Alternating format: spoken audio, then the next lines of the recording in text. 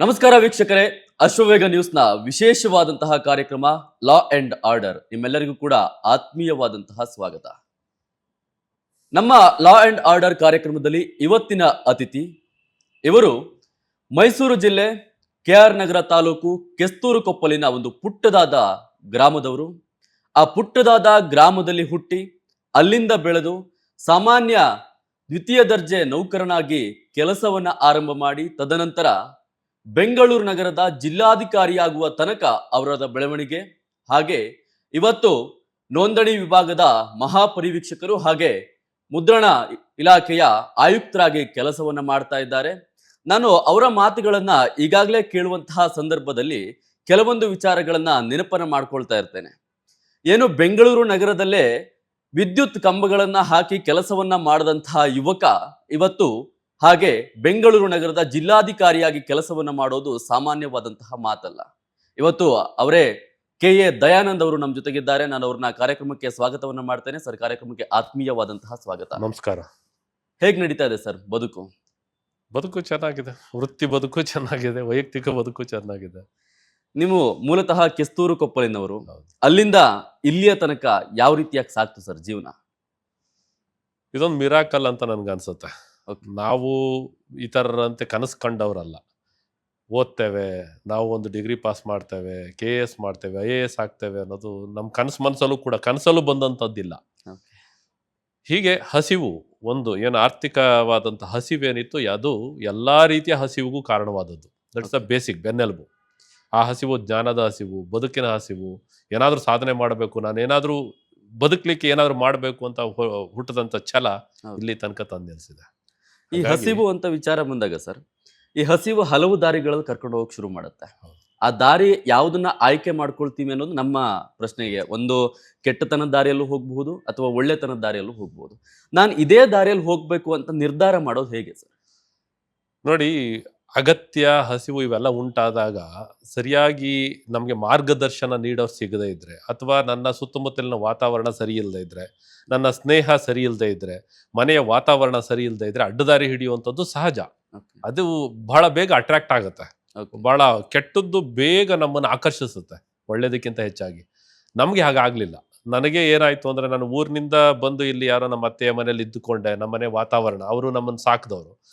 ಅವರು ಇಲ್ಲಿ ಬಂದಾಗ ಹೇಳಿ, ನೀನು ಓದ್ಲಿಕ್ಕೆ ನಿನಗೆ ಅಷ್ಟು ಈ ಕನ್ನಡನೇ ಓದ್ಲಿಕ್ಕೆ ಬರೀಲಿಕ್ಕೆ ಬರಲ್ಲ, ನೀನೇನು KS PUC ಓದ್ತೀಯ ಅಂತ ಹೇಳಿ ತಂದು ಇಲ್ಲಿ ಆನಂದರಾವ್ ಸರ್ಕಲ್ ಅಲ್ಲಿ ಗ್ಯಾಂಗ್ ಮ್ಯಾನ್ ತರ ಲೈನ್ಮನ್ ಕೆಲಸಕ್ಕೆ KEB ನಲ್ಲಿ ಹಾಕಿದ್ದು. 365 ರೂಪಾಯಿ ಕೂಲಿಗೆ.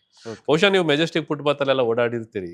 ಆ ಮೆಜೆಸ್ಟಿಕ್ ಫುಟ್ಪಾತ್ ಅಲ್ಲಿ ಎಷ್ಟೋ ಕರೆಂಟ್ ಡಬ್ಬಗಳು ಇದಾವಲ್ಲ, ಎಲೆಕ್ಟ್ರಿಸಿಟಿ ಬಾಕ್ಸ್ಗಳು, ಅದನ್ನ ನಾನು ಹಾಕ್ತವಿದಾವೆ. ನಾನು ಕೆಲಸ ಮಾಡಿದ್ದೇನೆ, ಫುಟ್ಪಾತ್ ಅಲ್ಲಿ ಮಲಗಿದ್ದೇನೆ, ಎದ್ದಿದ್ದೇನೆ, ನಿದ್ರೆ ಮಾಡಿದ್ದೇನೆ. ಬಟ್ ಅದ್ರ ಜೊತೆಗೆ ನನಗೆ ಒಂದು ಏನಾದರೂ ಮಾಡಬೇಕು ಅಂತ ಹೇಳಿ ನಾನು ಈ PUC ಗೆ ಅಂತ ಸೇರ್ತೆ, ಇಲ್ಲೇ ಗೌರ್ಮೆಂಟ್ ಆರ್ಟ್ಸ್ ಕಾಲೇಜು. ಹಾಗೆ ಅದಕ್ಕೂ ಮುಂಚೆ ಸರ್, ಈ ಆರ್ಥಿಕ ಪರಿಸ್ಥಿತಿ ನಡುವೆ ಈ ಶಿಕ್ಷಣ ಅನ್ನೋದು ಹೆಂಗ್ ಶುರು ಆಯ್ತು ಸರ್ ನಿಮ್ ಜೀವನದಲ್ಲಿ? ಆಕ್ಚುಲಿ ಹಳ್ಳಿಯಲ್ಲಿದ್ದಾಗ ನಾನು 9ನೇ ತರಗತಿವರೆಗೆ ಹಳ್ಳಿಯಲ್ಲಿ ನನ್ನ ಊರಿನಲ್ಲಿ ನಾನಿದ್ದೆ. ಅವಾಗ ನಮಗೆ ಓದೋದು, ಸ್ಕೂಲ್ಗೆ ಹೋಗ್ಬೇಕು, ಕಳಿಸ್ತಾರೆ, ಹೋಗೋದು. ಅದರಲ್ಲೂ ಕೂಡ ಅರ್ಧದ ಸಂದರ್ಭಗಳಲ್ಲಿ ನಾಟಿ ಮಾಡುವಾಗೋ, ಮನೆ ಕೆಲಸ ಇದ್ದಾಗಲೋ, ಅಥವಾ ಯಾವುದೋ ಬೇರೆ ಬೇರೆ ಗದ್ದೆ ಕೆಲಸಗಳು, ಹೊಲದ ಕೆಲಸಗಳು ಇದ್ದಾಗ ನಮ್ಮ ತಂದೆ ಜೊತೆ ನಾವು ಕೆಲಸಕ್ಕೆ ಹೋಗ್ತಿದ್ದು. ಸ್ಕೂಲ್ಗೆ ಹೋಗ್ತಿದ್ದು ಬಹಳಷ್ಟು ಕಡಿಮೆನೆ. ಒಂದು 60% ಅಟೆಂಡೆನ್ಸ್ ಬಂದ್ರೆ ನಮ್ಮ ಪುಣ್ಯ. ಅವಾಗೆಲ್ಲ ಈ ನಿರೀಕ್ಷೆಗಳು ಇರಲಿಲ್ಲ. ಏನೋ ಸ್ಕೂಲಿಗೆ ಕಳಿಸ್ತಾರೆ, ಹೋಗ್ಬೇಕು, ಅಷ್ಟೇ ನಮಗೆ ಗುರಿ ಇದ್ದದ್ದು. ಬಟ್ ನನ್ನ ಬದುಕಿನ ಬದಲಾವಣೆ, ಶೈಕ್ಷಣಿಕ ಬದಲಾವಣೆ ಆಗಿದ್ದೆ 9ನೇ ತರಗತಿನಲ್ಲಿ. ನಮ್ಮ ಚಿಕ್ಕಪ್ಪ ಒಬ್ರು ರಾಯಬಾಗ್ನಲ್ಲಿ, ಬೆಳಗಾಂ ಜಿಲ್ಲೆ ರಾಯಬಾಗ್ನಲ್ಲಿ ರೈಲ್ವೆ ಡಿಪಾರ್ಟ್ಮೆಂಟ್ ನಲ್ಲಿ ಇದ್ರು. ಅವ್ರು ಆಗ್ತಾನೆ ಮದುವೆ ಆಗಿದ್ರು. ಜೊತೆಗೆ ಒಬ್ರು ಕರ್ಕೊಂಡು ಹೋಗುವಂಥದ್ದು ನಿರ್ಣಯ ಆಗಿ ನನ್ನನ್ನ ಬಂದು ಸ್ಕೂಲ್ ವಿಚಾರಿಸೋ, ನಮ್ಮ ಅಣ್ಣನ ಮಗ ಏನ್ ಮಾಡ್ತಾನೆ ಅಂತ. ಕರ್ಕೊಂಡು ಓದಿಸ್ತಾರೆ. ಇಲ್ಲೇನು ಮನೆ ಪಕ್ಕದಲ್ಲೇ ಸ್ಕೂಲ್ ಇತ್ತು, ಒಂದು ಪ್ರೈವೇಟ್ ಬಿಲ್ಡಿಂಗ್ ಅಲ್ಲಿ, ಗೌರ್ಮೆಂಟ್ ಸ್ಕೂಲು. ಇಲ್ಲೇನು ಬರೀ ದನ ಮೇಯಿಸೋದು, ಎಮ್ಮೆ ಮೇಯಿಸೋದು, ಬೆಳಗ್ಗೆ ಎದ್ರ ಇದು ಸಗಣಿ ಎತ್ತೋದು ಇದೇ ಮಾಡ್ತಿರ್ತಾವೆ, ಕರ್ಕೊಂಡು ಹೋಗಿ ಅಂತ ಹೇಳಿದ್ರು. ಅವರು ನನ್ನನ್ನ ಕರ್ಕೊಂಡು ಹೋದ್ರು. ರಾಯಬಾಗ್ ಹೋದೆ, ಅಲ್ಲಿ ಓದಿ SLC ಹೇಗೋ ಪಾಸ್ ಆಯ್ತು. ಒಂದೇ ವರ್ಷ SLC ಓದಿ? ಒಂದೇ ವರ್ಷ ನನ್ನ SLC. ಹೇಗೇನ್ ಅಲ್ಲಿ ಪಾಸ್ ಆಯ್ತು. ಮತ್ತೆ ಬೆಂಗಳೂರಿಗೆ ನಮ್ಮ ತಂದೆ ತಂಗಿ ಒಬ್ರಿದ್ರು ಇಲ್ಲಿ, ಹುಜೂರ್ ಕಾಜನಲ್ಲಿ SD ಆಗಿ.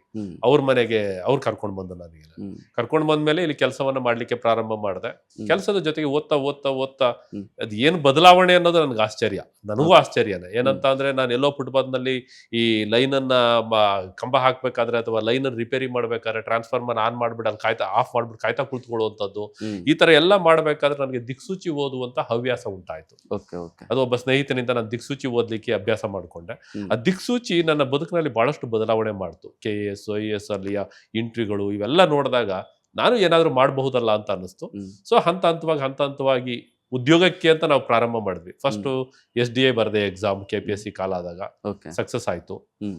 ಅದಾದ್ಮೇಲೆ ಒಂದು ಕಾನ್ಫಿಡೆನ್ಸ್ ಬಂತು, ಹ್ಮ್. ಇಲ್ಲ ನಾವು ಏನಾದ್ರೂ ಮಾಡಬಹುದು ಅಂತ.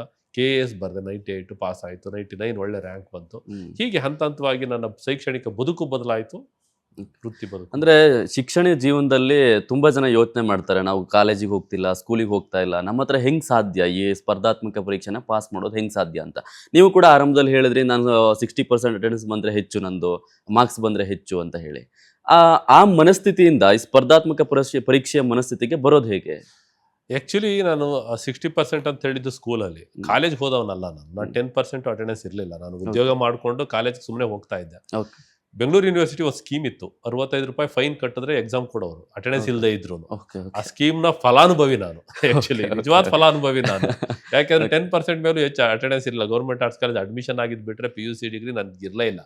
ಓಕೆ. ಕೂಲಿ ಮಾಡ್ಕೊಂಡು ಬದುಕ್ತಿದ್ದವನು. ಓಕೆ.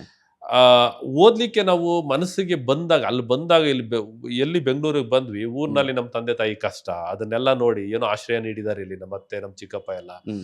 ಏನಾದ್ರೂ ಮಾಡ್ಬೇಕು, ಊರಿಗೆ ಹೋದ್ರೆ ಕೂಲಿ ಮಾಡ್ಬೇಕಾಗತ್ತೆ, ಇಲ್ಲೇ ಏನಾದ್ರು ಉದ್ಯೋಗ ಗಿಟ್ಟಿಸ್ಕೋಬೇಕು ಅನ್ನೋದು, ಒಂದು ಪರ್ಮನೆಂಟ್ ಉದ್ಯೋಗ ಗಿಟ್ಟಿಸ್ಕೋಬೇಕು ಅನ್ನೋದು ಮೊದಲನೇ ನಮ್ಮ ಮನಸ್ಸಿಗೆ ಬಂದದ್ದು. ಓಕೆ.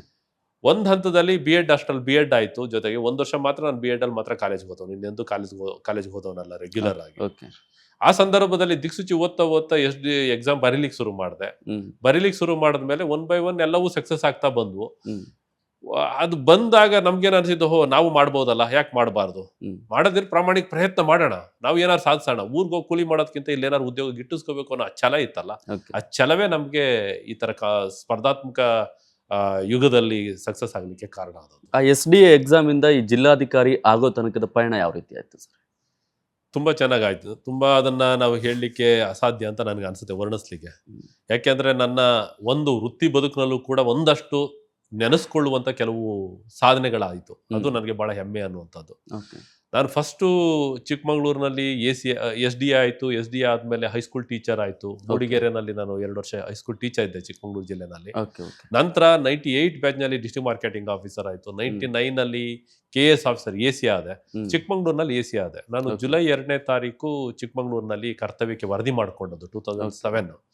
ಜುಲೈ 10th ತಾವೆಲ್ಲ ಕೇಳಿರ್ಬೋದು, ಒಂದು ದೊಡ್ಡ ಎನ್ಕೌಂಟರ್ ಆಯಿತು, ಅಮ್ಮಡ್ಲು ಎನ್ಕೌಂಟರ್ ಅಂತ ಹೇಳಿ. ಸಾಕೇತ್ ರಾಜನ್ ಆದ್ಮೇಲೆ ನಂತರ ಮನೋಹರ್, ಕಾವೇರಿ, ಶೇಷ್, ಪರಮೇಶ್ವರ್, ಸುಂದರೇಶ್ ಅಂತ ಇಂಥವ್ರು. ಅದರಲ್ಲಿ ನಾನು ಜೀಪ್ ಸುಟ್ಟು ಒಂದು ರಾತ್ರಿ ನಾನು ನಮ್ಮ SP ಅವರು ಎಲ್ಲರೂ ಕಾಡಲ್ಲಿ ಬಂದಿ ಆಗ್ಬೇಕಾಗಿ ಬಂತು. It's A very challenging. ಅದು ನನಗೆ ಬಹಳ ಉತ್ಸಾಹವನ್ನ ಕೊಟ್ಟಿದ್ದೇನಪ್ಪ ಅಂದ್ರೆ, ಆ ನಕ್ಸಲಿಸಮ್ ನಲ್ಲಿರೋರ್ನ ಏನು ಸರಿ ದಾರಿಗೆ ತರಲಿಕ್ಕೆ ನಾವೇನ್ ಮಾಡಬಹುದು ಅಂತ. ಲಕ್ಕಿಲಿ 2007ರಲ್ಲಿ ಸರ್ಕಾರ ಫಾರೆಸ್ಟ್ ರೈಟ್ ಆಕ್ಟ್ ಅನ್ನ ಜಾರಿಗೆ ತಂತು. ಚಿಕ್ಕಮಗಳೂರಿನಲ್ಲಿ ನೀವು ಏನು ಗುಡ್ಡ ಬೆಟ್ಟಗಳನ್ನ ನೋಡಿದಿರೋ, ಕಣ್ಣು ಕಾಣುವಂಥದ್ದು, ಅಲ್ಲೆಲ್ಲ ಕೂಡ ನಾನು ನಡ್ಕೊಂಡು ಓಡಾಡಿದ್ದೇನೆ. ಹೆಜ್ಜೆಯನ್ನು ರೈನ್ ಕೋಟ್ ಹಾಕೊಂಡು ಓಡಾಡಿದ್ದೇನೆ. 4.5 ವರ್ಷ ಒಂದು ತಪಸ್ಸು ಅಂತ ಹೇಳಿ ಒಂದು ಫಾರೆಸ್ಟ್ ರೈಟ್ ಆಕ್ಟ್ ಅನ್ನು ಇಂಪ್ಲಿಮೆಂಟ್ ಮಾಡಿದೆ. ಇಡೀ ಇಂಡಿಯಾದಲ್ಲಿ ಹೈಯೆಸ್ಟ್. ಬಹುಶಃ ಇವತ್ತು ನಕ್ಸಲಿಸಮ್ ಕಡಿಮೆ ಆಗಿದೆ, ಅವನತಿ ಆಗಿದೆ ಅಂತ ನೀವು ನೋಡ್ತಾ ಇದ್ರಲ್ಲ, ಅದ್ರ ಹಿಂದೆ ಅಷ್ಟೊಂದು ಶ್ರಮ ಇದೆ. ಬಹಳಷ್ಟು ಅಧಿಕಾರಿಗಳ ಶ್ರಮ ಇದೆ, ಬಹಳಷ್ಟು ಪೊಲೀಸ್ ಅಧಿಕಾರಿಗಳ ಶ್ರಮ ಇದೆ. ಜನಸ್ಪಂದನ ಮಾಡುವಂಥದ್ದು, ಮನೆಗೆ ಹೋಗಿ ಬರುವಂಥದ್ದು. ನಾವೇನು ಇವತ್ತು ನಕ್ಸಲಿಸಮ್ನ ದೊಡ್ಡ ದೊಡ್ಡ ಹೀರೋಗಳು, ಹೊರಳೆ ಸರೋಜ ಇರ್ಬೋದು, ಹೊಸಗದ್ದೆ ಪ್ರಭಾ ಇರ್ಬೋದು, ಕೃಷ್ಣಮೂರ್ತಿ ಇರ್ಬೋದು, ಎಲ್ಲರ ಮನೆಗೂ ಓಡಾಡಿದ್ದೇನೆ ನಾನು. ಅಲ್ಲೆಲ್ಲ ಅದನ್ನ ಫಾರೆಸ್ಟ್ ರೈಟ್ ಆಕ್ಟ್ ಅನ್ನ ನಾವು ಇಂಪ್ಲಿಮೆಂಟ್ ಮಾಡಿದ್ಮೇಲೆ ನಾನಿದ್ದಾಗ 4 ಜನ ಶರಣರು ಆದ್ರು. ಮತ್ತೆ 2ನೇ ಎನ್ಕೌಂಟರ್ ಹೊರನಾಡ್ ಹತ್ರ ಆಯ್ತು. ಇವೆಲ್ಲವೂ ಕೂಡ ನಾವು ಫಾರೆಸ್ಟ್ ರೈಟ್ ಆಕ್ಟ್ ಅನ್ನ ಇಂಪ್ಲಿಮೆಂಟ್ ಮಾಡೋದ್ರ ಮೂಲಕ, ಅಲ್ಲಿ ಆಡಳಿತವನ್ನ ಸುಧಾರಣೆ ಮಾಡೋದ್ರ ಮೂಲಕ ಬಹಳಷ್ಟು ಶ್ರಮ ಪಟ್ವಿ. ಅದು ನನಗೆ ಬಹಳ ಹೆಮ್ಮೆಯ ವಿಷಯ, ಒಂದು ಹೊಸ ಅನುಭವ ಅದು. ನಾವು ಮಾತಾಡ್ಬೇಕಾದ್ರೆ ನೀವು ಮಾತಾಡ್ತಾ ಹೇಳ್ತಾ ಇದ್ರಿ, ಇವಾಗ ನಮ್ಮ ಈ ಕಾರ್ಯಕ್ರಮದ ಉದ್ದೇಶವೂ ಕೂಡ ಕಾನೂನು ಸುವ್ಯವಸ್ಥೆಯ ವಿಚಾರಕ್ಕೆ ಸಂಬಂಧಪಟ್ಟ ಹಾಗೆ. ಈ ನಕ್ಸಲ್ ವಿಚಾರದಲ್ಲಿ ನೀವು ಮಾತಾಡ್ತಾ ಹೇಳಿದ್ರಿ, ಅವ್ರನ್ನ ಕೂಡ ಮನವೊಲಿಸಿ ಅಥವಾ ಅವ್ರನ್ನ ಸಮಾಜದ ಮುಖ್ಯವಾಹಿನಿಗೆ ತರೋದು ಕೂಡ ಕಾನೂನು ಸುವ್ಯವಸ್ಥೆನ ಕಾಪಾಡುವಂತಹ ಒಂದು ಹಂತವೇ ಕೂಡ. ಈ ಅಧಿಕಾರಿಗಳಾದವರು ಈ ರಿಸ್ಕ್ ಅನ್ನ ತೆಗೆದುಕೊಳ್ಳೋದಕ್ಕೆ ತುಂಬಾ ಸಂಕೋಚವನ್ನ ಪಡ್ತಾರೆ, ಹಿಂದೇಟ್ ಹಾಕುವಂತ ಕೆಲಸವನ್ನು ಮಾಡ್ತಾರೆ. ಈ ಅಧಿಕಾರಿ ಆದವರು ಈ ರೀತಿಯಾಗಿ ಒಬ್ಬ ಸಾಮಾನ್ಯ ಮನುಷ್ಯ ಆದ್ರೂ ಕೂಡ, ಅಥವಾ ಈ ರೀತಿ ನಕ್ಸಲಿಸಂ ಆ ತರದ ವಿಚಾರ ಆದ್ರೂ ಕೂಡ ಅದಕ್ಕೆ ಮುಂದೆ ಹೋಗಿ ನಾನು ಈ ಕೆಲಸವನ್ನ ಮಾಡಬೇಕು ಅಂತ ಹೇಳೋದು ಎಷ್ಟು ಮುಖ್ಯ ಸರ್? ಅಲ್ಲ, ಬಹಳ ಮುಖ್ಯ. ನನಗೆ ಅದರಲ್ಲಿ ಸ್ವಲ್ಪ ಆಸಕ್ತಿ ಮತ್ತೆ ಇನ್ವಾಲ್ವ್ಮೆಂಟ್ ಜಾಸ್ತಿ ಆಗಲಿಕ್ಕೆ ಒಂದು ಕಾರಣನೂ ಇತ್ತು. ನಾನು ಟೀಚರ್ ಆಗಿ 2 ವರ್ಷ ಅಲ್ಲೇ ಇದ್ದವನು ಆ ಏರಿಯಾದಲ್ಲೇ. ಬಹುಶಃ ತಮಗೆ 2005 ಡಿಸೆಂಬರ್ 31 ಕುದುರೆಮುಖ ಗಣಿಗಾರಿಕೆಯನ್ನ ಸುಪ್ರೀಂ ಕೋರ್ಟ್ ಆರ್ಡರ್ ಮೇಲೆ ಸ್ಟಾಪ್ ಆದ್ಮೇಲೆ ಕುದುರೆಮುಖ ಅಭಯಾರಣ್ಯದಲ್ಲಿರೋನ ಹೊರಗೆ ಹಾಕ್ತಾರೆ ಅಂತ ನಕ್ಸಲಿಸಂ ಒಂದು ಪೀಕ್ ಅಲ್ಲಿ ಇದ್ದಂತ ಸಂದರ್ಭ. ತತ್ಕೊಳ ಫಾರೆಸ್ಟ್ ಅನ್ನ ಒತ್ತುವರಿ ಬಿಡಿಸಿದ್ದು, ಸಾರ್ಗೋಡ್ ಫಾರೆಸ್ಟ್ ಒತ್ತುವರಿ ಬಿಡಿಸಿದ್ದು, ಇಂಥವು. ಹಾಗಾಗಿ ನನಗೆ ಅದು ಅಲ್ಲೆಲ್ಲ ಓಡಾಡಿದ, ಹಳ್ಳಿಯಲ್ಲೇ ಟೀಚರ್ ಆಗಿದ್ದು ಓಡಾಡಿದ್ದ ಅನುಭವದ ಮೇಲೆ ನನ್ನ ಎಸಿಯೂ ಕೂಡ ಅಲ್ಲೇ ಆದ್ರಿಂದ ಅದರಲ್ಲಿ ನಾವು ಏನಾದ್ರೂ ಮಾಡಬೇಕು ಸಮಾಜಕ್ಕೆ ಅನ್ನೋ ಒಂದು ಕಾಳಜಿ ನನ್ನಲ್ಲಿ ಬಹಳ ಗಟ್ಟಿಯಾಗಿತ್ತು. ಹಾಗಾಗಿ ಬಹಳ ಭಯ ಹೇಳೋರು ಪೊಲೀಸರು, ಇಲ್ಲೆಲ್ಲ ಜಾಸ್ತಿ ಓಡಾಡಬೇಡ, ಹೀಗ್ಯಾಕ್ಲ ಯಾಕೆ ಇದು ಮಾಡ್ತೀಯ ಅಂತ. ಬಟ್ ನನಗೆ ಅದೊಂಥರ ಹುಚ್ಚು ಉತ್ಸಾಹ ಇತ್ತು ಅವಾಗ. ಬೆಳಿಗ್ಗೆ ಹೋದ್ರೆ ರಾತ್ರಿ ತನಕ ಮಾಡ್ತಾ ಇದ್ದೆ. ಸೊ ಅಲ್ಲಿಯ RTC ಕರೆಕ್ಷನ್ಸು, ಜನರ ಯಾವುದೇ ರೆವಿನ್ಯೂ ಕೆಲಸ ಇರಲಿ ಬಹಳ ಉತ್ಸಾಹದಿಂದ ಮಾಡ್ತಾ ಇದ್ವಿ. ಹಾಗಾಗಿ ಜನರಿಗೂ ಕೂಡ ನಾವು ಬಹಳ ಹತ್ರ ಆದ್ವಿ. ಅಲ್ಲಿ ಜನರಿಗೂ ಕೂಡ ಬಹಳ ಪ್ರೀತಿಯಿಂದ ನಾವು ನಮ್ಮನ್ನು ನಡ್ಸ್ಕೊಳ್ಳೋಷ್ಟು ಮಟ್ಟಿಗೆ ನಮ್ಗೆ ಅಲ್ಲಿ ವಾತಾವರಣ ಬದಲಾಯಿತು. ಅದಕ್ಕೆ ಸಪೋರ್ಟ್ ಇದೆ, ಪೊಲೀಸ್ ಸಪೋರ್ಟ್ ಇತ್ತು. ಗೋಪಾಲ್ ಹೊಸೂರ್ ಅವರು IG ಮಂಗಳೂರಿದ್ರು. ಅವರು ಅಲ್ಲಿಗೆ ಬರೋರು ಯಾವಾಗಲೂ ಶೃಂಗೇರಿಗೆ ಬಂದಾಗ ಪೊಲೀಸ್ ಆಫೀಸರ್ಗಿಂತ ಹೆಚ್ಚು ನಮ್ಮನ್ನ ಗೌರವಿಸೋರು, ಕರ್ಕೊಂಡೋಗೋರು ಜೊತೆಲಿ. ಎಲ್ಲೆಲ್ಲೋ ಅಲ್ಲಲ್ಲಿಯ ರಿಮೋಟ್ ಏನು ನಕ್ಸಲ್ನ ಹೋಗಕ್ಕೆ ಹೆದರುವಂತ ಹಳ್ಳಿಗಳಿಗೆ ಹೋಗಿ ಜನಸ್ಪಂದನಗಳನ್ನ ಮಾಡವು. ANF ಕ್ಯಾಂಪ್ ಆಯ್ತು ಜೈಪುರ ಅಂಡ್ ಕಿಗ್ಗಾ. ಮತ್ತೆ ತಮಗೆ ಗೊತ್ತಿಲ್ಲ, ನಾನು ಕಿಗ್ಗಾದಲ್ಲಿ ವೆಂಕಟೇಶ್ ಅಂತ ಒಬ್ಬನ್ನ ನಕ್ಸಲರು ರೋಡ್ ನಲ್ಲೇ ಕೊಚ್ಚಾಕೋರು, ಪೀಸ್ ಮಾಡೋರು. ತಾಯಿ, ಹೆಂಡತಿ ಮತ್ತೆ ಮಗನ ಮುಂದೆ. ಹೆಂಡತಿಯು ಕೂಡ ಸೈಕಾಲಜಿಕಲಿ ಪ್ರಾಬ್ಲಮ್ ಆಗಿ ಡೆತ್ ಆಯ್ತು 1 ವರ್ಷಕ್ಕೇನೆ. ಒಂದು ಅನಾಥ ಮಗ ಅನುದೀಪ್ ಅಂತ, ಅದಕ್ಕೆ ನಾನೇ ಗಾರ್ಡಿಯನ್ ಆಗಿ ನೋಡ್ಕೊಂಡಂತದ್ದು. ಈಗ ಇಲ್ಲೆಲ್ಲೋ ನಾರಾಯಣದಲ್ಲಿ ಲ್ಯಾಬ್ ಟೆಕ್ನಿಷಿಯನ್ ಆಗಿ ವರ್ಕ್ ಮಾಡ್ತಾ ಇದ್ದಾನೆ. ಆ ಹುಡುಗನನ್ನ ಸುಮಾರು ವರ್ಷ ನಾನು ನೋಡ್ಕೊಂಡು, ನಾನೇ ಗಾರ್ಡಿಯನ್ ಆಗಿ ನೋಡ್ಕೊಂಡಂತ. ಅವನ್ನ ಸ್ಕೂಲಿಗೆ, ಒಂದು ಫ್ರೀ ಸ್ಕೂಲ್ಗೆ ಸೇರಿಸಿ, ಮೌಂಟೇನ್ ವ್ಯೂ ಸ್ಕೂಲ್ ಅಂತ ಹೇಳಿ. ಈ ತರದ ಅನುಭವಗಳು ಸಮಾಜದಲ್ಲಿ ಅವರನ್ನ ಸಮಾಜಮುಖಿಯಾಗಿ ಜನರನ್ನ ತರಲಿಕ್ಕೆ ಬಹಳ ನನಗೆ ಸಹಾಯ ಆಯಿತು. ಇದು ಎಲ್ಲರ ಒಂದ್ ರೀತಿ ಸಂಘಟನಾತ್ಮಕವಾದಂತ ಪ್ರಯತ್ನ. ಇವತ್ತು ನಾವು ನಕ್ಸಲಿಸಂ, ಈಗ ಮೊನ್ನೆ ತಾವು ಪೇಪರ್ ನಲ್ಲಿ ನೋಡ್ತಾ ಇದ್ದೀರಿ, ಯಾವುದು ಈಗ ANF ಕ್ಯಾಂಪ್ ಬೇಕಾಗಿಲ್ಲ, ಈಗ ನಕ್ಸಲಿಸಂ ಇಲ್ಲ ಅಂತ ಡಿಕ್ಲೇರ್ ಮಾಡೋದನ್ನ. ಇದ್ರ ಹಿಂದೆ ಇಷ್ಟು ಶ್ರಮ ಇದೆ ಅಂತ ನನಗೆ ಅನ್ಸುತ್ತೆ. ತದನಂತರ ಎಲ್ಲಿ ಕೆಲಸ ಮಾಡಿದ್ರಿ? ತದನಂತರ ನಾನು ಮಂಗಳೂರಿನ ADC ಆಗಿ, ಅಡಿಷನಲ್ DC ಆಗಿ ಕಾರ್ಯನಿರ್ವಹಿಸಿದೆ 3 ವರ್ಷ. ಅದು ಮುಗಿದ ನಂತರ ನಾನು ಕನ್ನಡ ಕಲ್ಚರ್ ಡೈರೆಕ್ಟರ್ ಆಗಿ ನಾನು 3.25 ವರ್ಷ ಇದ್ದೆ. ಅದು ನನ್ನ ವೃತ್ತಿ ಜೀವನ ಮತ್ತೆ ವೈಯಕ್ತಿಕ ಜೀವನ ಎರಡರಲ್ಲೂ ಬದಲಾವಣೆ ತಂದಂತ ಕಾಲಘಟ್ಟ. ಯಾಕೆಂದ್ರೆ ನಾನು ಸಾಹಿತ್ಯದ ವಿದ್ಯಾರ್ಥಿ ಅಲ್ಲ. ಸಾಹಿತ್ಯವನ್ನ ಒಂದು ಸಬ್ಜೆಕ್ಟ್ ಆಗಿ KS ಓದಿದ್ದೆ ಬಿಟ್ರೆ ನಾನು ಸಾಹಿತ್ಯದ ವಿದ್ಯಾರ್ಥಿ ಅಲ್ಲ. ಬಹಳ ಸಂದಿಗ್ಧ ಸಮಯದಲ್ಲಿ ನಾನು ಕನ್ನಡ ಸಂಸ್ಕೃತಿ ಇಲಾಖೆಗೆ ಬಂದಂತವ್ರು. ಅಲ್ಲಿ ಪದಕ ಕಳುವಾಗಿದೆ, ಲೋಕಾಯುಕ್ತ ರೈಡು, ಆ ಇಲಾಖೆ ದುಡ್ಡಿನ ಎಲ್ಲ ಫೈಲ್ ಕದ್ದಿದ್ದಾರೆ, ಏನೇನೋ ದೊಡ್ಡ ಹಗರಣ ಆಯ್ತು. ಒಂದು 7-8 ತಿಂಗಳಿಂದ ಡೈರೆಕ್ಟರ್ಗಳು ಇರಲಿಲ್ಲ. ನಾನು ಅಲ್ಲಿಗೆ ಬಂದ ನಂತರ, ನಾನು ಚಿಕ್ಕ ಹುಡುಗವಾಗ ಹೊಸದಾಗಿ ಇದ್ದಂಥವನು, ಅಲ್ಲಿ ಸುಧಾರಣೆಗಳನ್ನ ನಾನು ಪ್ರಾರಂಭಿಸಿದೆ. ಬಹುಶಃ ಇವತ್ತು ನೀವು ಯಾವುದೇ ಆಫೀಸ್ನಿಂದ ಹಿಡಿದು CM ಆಫೀಸ್ ವರೆಗೂ ಈ ಆಫೀಸ್ ಅಂತ ಇದೆ, ಮ್ಯಾನ್ಯುಯಲ್ ಕಡತಗಳು ನಿಂತಿದೆ. ಅದರ ಪ್ರಾರಂಭ ಮಾಡಿದವನೇ ಪೈಲಟ್ ಆಗಿ ನಾನು. ಯಾವುದೇ ಸರ್ಕಾರಗಳು ನನಗೆ ಹೇಳಿರ್ಲಿಲ್ಲ. ಆದ್ರೆ ನನಗೇನ್ ಅನ್ಸಿತ್ತು, ಅಲ್ಲಿ ಪದಕ ಕಳವು ಅಥವಾ ಫೈಲ್ ಕಿತ್ತಾಕ್ತಾರೆ, ಫೈಲ್ ಇದು ಮಾಡ್ತಾರೆ ಅಂತ ನಮ್ಮ ಉಮಾಶ್ರೀ ಅವರು ಅವಾಗ ಅದರ ಮಿನಿಸ್ಟರ್ ಇದ್ದ, ಅವ್ರು ಹೇಳಿದ್ರು, ನಾನು ರಿಪೋರ್ಟ್ ಮಾಡ್ತಿದ್ದಂಗೆ, ಯಾರೋ ಗೊತ್ತಿಲ್ಲಪ್ಪ, ನೀನ್ ಚಿಕ್ಕ ಹುಡುಗ ಇದೆಯಾ, ನಿನ್ ಲೈಫ್ ಹಾಳು ಮಾಡ್ಕೊಂಡ್ಬಿಡ್ತೀನಿ, ಬಹಳ ಸಮಸ್ಯೆ ಇದೆ, ಹಾಳೆ ಕಿತ್ತಾಕ್ಬಿಡ್ತಾರೆ, ಫೈಲೇ ಕದ್ದು ಬಿಡ್ತಾರೆ, ಏನ್ ಮಾಡ್ತೀಯಾ ಅಂತ. ಅದಕ್ಕೆ ಪರಿಹಾರ ಅಂತ ನಾನು ಹೇಳಿ ಈ ಆಫೀಸ್ ಮಾಡ್ಲಿಕ್ಕೆ ಹೊರಟವನು. ಇಡೀ ಇಂಡಿಯಾದಲ್ಲಿ ಅವಾಗ ಕೇವಲ 14 ಆಫೀಸ್, ಪ್ರೈಮ್ ಮಿನಿಸ್ಟರ್ ಆಫೀಸ್ ಸೇರಿ ಇದ್ದದ್ದು. ಅದರಲ್ಲಿ ಒಂದು 7-8 ಆಫೀಸ್ಗಳು ಈ ಆಫೀಸ್ ನಡ್ಸಕ್ಕಾಗಲ್ಲ ಅಂತ ಯಾವುದೋ ಅಸ್ಸಾಂನ ಒಬ್ರು DC ಅವರು, ಒರಿಸ್ಸಾ DC ಅವರು ನಿಲ್ಲಿಸ್ಬಿಟ್ಟಿದ್ರು. ಅಂತ ಸಂದರ್ಭದಲ್ಲಿ ನಾನು ಅವ್ರನ್ನ ರಿಕ್ವೆಸ್ಟ್ ಮಾಡಿ ಸೆಂಟ್ರಲ್ ಗವರ್ಮೆಂಟ್ ನಲ್ಲಿ NIC ಅವ್ರನ್ನ ಎಲ್ಲ ಮಾಡಿ ನಾನು ಒಂದು ಪೈಲಟ್ ಆಗಿ ನಮ್ಮ ಆಫೀಸ್ ಅನ್ನ ಶುರು ಮಾಡಿದೆ. ಅದು 1.5 ವರ್ಷ ಅವಾಗ ನ್ಯಾಷನಲ್ ರ್ಯಾಂಕ್ ಕೊಡ್ತಾ ಇದ್ರು. ನಾನು 1.5 ವರ್ಷ ಫಸ್ಟ್ ರ್ಯಾಂಕ್ ಇದ್ದೆ ಇಂಡಿಯಾದಲ್ಲಿ ಫೈಲ್ ಡಿಸ್ಪೋಸಲ್ ಅಲ್ಲಿ. ಸೊ ನಮ್ಮ ಆಫೀಸ್ ಒಂದ್ ರೀತಿ ಟ್ರೈನಿಂಗ್ ಸೆಂಟರ್ ಆಯ್ತು. ಕೊನೆಗೆ ಬೇರೆ ಬೇರೆ ಇಲಾಖೆಯವರು ಬಂದು ನೋಡ್ಕೊಂಡು ಅದನ್ನ ಇಂಪ್ಲಿಮೆಂಟ್ ಮಾಡ್ತಾ ಹೋದ್ರು. ನಾನು ವಿಜಯ ಭಾಸ್ಕರ್ ಸರ್ನ ಇವತ್ತು ನೆನೆಸ್ಕೊಳ್ತೀನಿ, CS ಆಗಿದ್ದವರು. ನನ್ನ ಆಫೀಸ್ ಬಂದು ನೋಡಿ ಬಹಳ ಖುಷಿ ಪಟ್ಟು ಎಲ್ಲಾ ಸೆಕ್ರೆಟರಿಗಳನ್ನ ಕರೆದು ಹೇಳೋರು, ಈ ಆಫೀಸ್ ಶುರು ಮಾಡಬೇಕು, ಎಲ್ಲ ಕಡೆ ಆಗ್ಬೇಕು ಅಂತ ಒತ್ತಾಯ ಮಾಡಿ ಶುರು ಮಾಡಿದ್ರು. ಇವತ್ತು ಈ ಆಫೀಸ್ ಅನ್ನೋದು ಆಡಳಿತದಲ್ಲಿ ಬಹಳಷ್ಟು ಸುಧಾರಣೆಯನ್ನ ಮಾಡಿದೆ. ಅದರ ಪ್ರಾರಂಭದಲ್ಲಿ ನಾನು ಪೈಲಟ್ ಆಗಿ ನಾನು ಅದಕ್ಕೆ ಬೀಜ ಬಿತ್ತನೆ ಮಾಡಿದೆ ಅನ್ನುವಂಥದ್ದು ನನಗೆ ಬಹಳ ಹೆಮ್ಮೆ. ಇದಕ್ಕಿಂತ ಹಲವು ಮುಂಚೆ ಆರೋಪಗಳಿದ್ದಂತಹ ಒಂದು ಆಫೀಸ್ ಅನ್ನು ಒಂದು ಮಾದರಿ ಆಫೀಸ್ ಮಾದರಿ. ಮಾಡುವಂತ ಹೌದು, ಕೆಲಸವನ್ನು ಇವತ್ತು ನೀವು ಯಾವ್ದಾದ್ರು ಜಿಲ್ಲೆಗಳಲ್ಲಿ ಆಡಿಟೋರಿಯಂ ಇದಾವಲ್ಲ, ಇವಾಗ ಕುವೆಂಪು ರಂಗಮಂದಿರ ಇದೆ ಶಿವಮೊಗ್ಗ, ಅಥವಾ ಇನ್ಯಾವುದೋ ಒಂದು ರಂಗಮಂದಿರ, ಅದೆಲ್ಲ ಆನ್ಲೈನ್ ಅಲ್ಲಿ ಬುಕ್ ಆಗುತ್ತೆ. ಮೊದಲು ಯಾರಿಗ್ ಬೇಕು ಅವ್ರು ಬುಕ್ ಮಾಡ್ಕೊಳ್ತಿದ್ರು, ಅವ್ರವ್ರದೇ ಒಂದು ಹಿಡಿತದಲ್ಲಿತ್ತು. ಧನ ಸಹಾಯ ಕೊಡೋದನ್ನ ಆನ್ಲೈನ್ ಮಾಡಿದೆ, ಆಲ್ಮೋಸ್ಟ್ 100%. ಇವತ್ತು ನಾವು K2 ನಲ್ಲಿ ಎಲ್ಲವನ್ನು ಕೂಡ ಅವ್ರವ್ರ ಅಕೌಂಟ್ ಹಾಕ್ತಾ ಇದೀವಿ. ಅವಾಗ ಇನ್ನ RTGS ಬಂದಿರಲಿಲ್ಲ, K2 ಬಂದಿರಲಿಲ್ಲ. ನಾನು RBI ಜೊತೆಗೆ ಒಂದು MOU ಮಾಡಿಕೊಂಡು ಎಲ್ಲಾ ಕಲಾವಿದರಿಗೂ ಕೂಡ ಆನ್ಲೈನ್ ನಲ್ಲಿ ನೆಫ್ಟ್ ಮೂಲಕ ಅವ್ರಿಗೆ ಅಕೌಂಟ್ಗೆ ದುಡ್ಡು ಹಾಕೋದನ್ನ ಮೊದಲು ಪ್ರಾರಂಭ ಮಾಡಿದ್ದೆ. ಅದೇ ಆಧಾರದ ಮೇಲೆ K2 ಆದಾಗ ಅಲ್ಲಿಯ ರವೀಂದ್ರ ಅಂತ ಹೇಳಿ ನಮ್ಮ ಸೆಕ್ರೆಟರಿ ಅವರಿದ್ರು, ನೀನು ಇದೆಲ್ಲ ಮಾಡಿದ್ಯಾ, ತಗೋ K2 ನ ಪೈಲಟ್ ಆಗಿ ಮಾಡು ಕನ್ನಡ ಕಲ್ಚರ್ ಅಲ್ಲಿ ಅಂತ. ಇಡೀ ರಾಜ್ಯಕ್ಕೆ ಫಸ್ಟ್ ಪೈಲಟ್ ಅನ್ನಕ್ಕೆ ನಾನು ಮಾಡಿದ್ದೆ. ಇವೆಲ್ಲ ಒಂಥರ ವಿಶೇಷವಾದಂತ ಅನುಭವ. ಹಾಗೆ ನನಗೆ ಸಾಹಿತಿಗಳ ಜೊತೆಗೆ ಒಡನಾಟ, ಕಲಾವಿದರ ಜೊತೆಗೆ ಒಡನಾಟ, ಅದು ನನ್ನ ಯೋಚನೆಯನ್ನ, ವಿಚಾರವನ್ನ ಬದಲಾವಣೆಯನ್ನ ಮಾಡ್ತು. ವೈಚಾರಿಕ ವಿಚಾರಗಳಲ್ಲಿ ಬದಲಾವಣೆಯನ್ನ ತಂತು.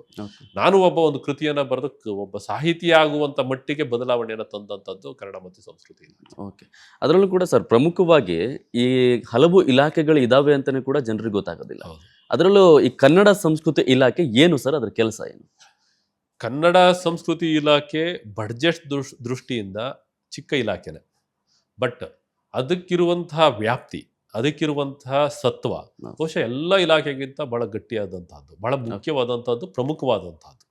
ಹೇಗೆ ಅಂದ್ರೆ ನೋಡಿ, ನಾವು ಬೈತಿರ್ತೀವಿ ಮನೆಯಲ್ಲಿ, ಸಂಸ್ಕೃತಿ ಎಲ್ಲ ಸಾಮಾನ್ಯ ಸಮಾಜದಲ್ಲಿ ನಾವು ಮಾತಾಡ್ತೇವೆ, ಸಂಸ್ಕೃತಿ ಹಾಳಾಯ್ತು, ಸಂಸ್ಕೃತಿ ಹಾಳಾಯ್ತು, ಈಗೆಲ್ಲ ಮಕ್ಕಳಲ್ಲಿ ಒಂದು ಕಲ್ಚರ್ ಇಲ್ಲ, ಎಲ್ಲ ಆಧುನಿಕತೆ ಬಂದು ಎಲ್ಲ ಆಯ್ತು. ನಮ್ಮ ನಾವು ಹಿಂದೆ ನಮ್ಮ ತಂದೆ ತಾಯಿ ಈ ತರ ನಡ್ಸ್ಕೊಳ್ತಿದ್ದ ಎಷ್ಟೋ ಸಂಪ್ರದಾಯಗಳನ್ನು, ಟ್ರೆಡಿಷನಲ್ಸ್ ಎಲ್ಲ ಹೋಯ್ತು ಅಂತ ನಾವು ಬೈತೇವೆ. ಬಟ್ ಅದನ್ನು ಉಳಿಸ್ಲಿಕ್ಕೆ ನಾವೇನ್ ಮಾಡಿದ್ದೇವೆ? ಏನು ಮಾಡಿಲ್ಲ. ಹಿಂದೆ ನಮ್ಮ ಪೂರ್ವಜರು, ಅದರ ನನ್ನ ತಾತನ ಕಾಲದಲ್ಲೋ ಅಪ್ಪನ ಕಾಲದಲ್ಲಿ ಹಿಂದೆ ಏನಿತ್ತು ಅಂದ್ರೆ, ಕಲಾವಿದ ಮತ್ತೆ ವ್ಯಕ್ತಿ ಒಂದೇ ಆಗಿತ್ತು. ಈಗ ರೈತ ಆದವನೇ ಉಳುಮೆ ಮಾಡ್ತಾ ಅವನೇ ಜಾನಪದ ಹಾಡು ಹಾಡೋನು, ನಾಟಿ ಮಾಡ್ತಾ ಹಾಡೋನು, ಬೀಸೋರಾಗ ಇತ್ತು, ಬೀಸ್ಕೊಂಡೇ ಜಾನಪದ ಕತೆ ಹಾಡುಗಳನ್ನ ಕಟ್ಟೋರು. ಈಗ ಹಂಗಿಲ್ಲ. ಅದು ಈ ಆಧುನಿಕತೆ ಬಂದಂಗೆ ಏನಾಯ್ತು, ಕಲೆ ಬೇರೆ ಆಯ್ತು, ಕಲಾವಿದ ಬೇರೆ ಆದ. ಕಲಾವಿದನೇ ಬೇರೆ. ಈಗ ನಾವೆಲ್ಲ ಸಾಮಾನ್ಯ ಜನರಷ್ಟೇ, ಕಲಾವಿದರಲ್ಲ. ಹಿಂದೆ ಹಂಗಿರ್ಲಿಲ್ಲ, ಜನನೇ ಕಲಾವಿದರಾಗಿದ್ರು. ಇವಾಗ ಆ ಕಲೆ ಉಳಿಬೇಕು ಅಂದ್ರೆ ಆ ಕಲೆಯನ್ನ ಅನುಸರಿಸುವಂತ ಕಲಾವಿದನನ್ನ ಉಳಿಸ್ಬೇಕು. ಅದು ಕನ್ನಡ ಮತ್ತು ಸಂಸ್ಕೃತಿ ಇಲಾಖೆಯ ಪ್ರಮುಖವಾದ ಕೆಲಸ. ಜಾನಪದ ಕಲೆಗಳನ್ನ ಉಳಿಸುವಂತದ್ದು. ಕಲಾವಿದ ಯಾವಾಗ ಕಲೆ ಉಳಿಯುತ್ತೆ?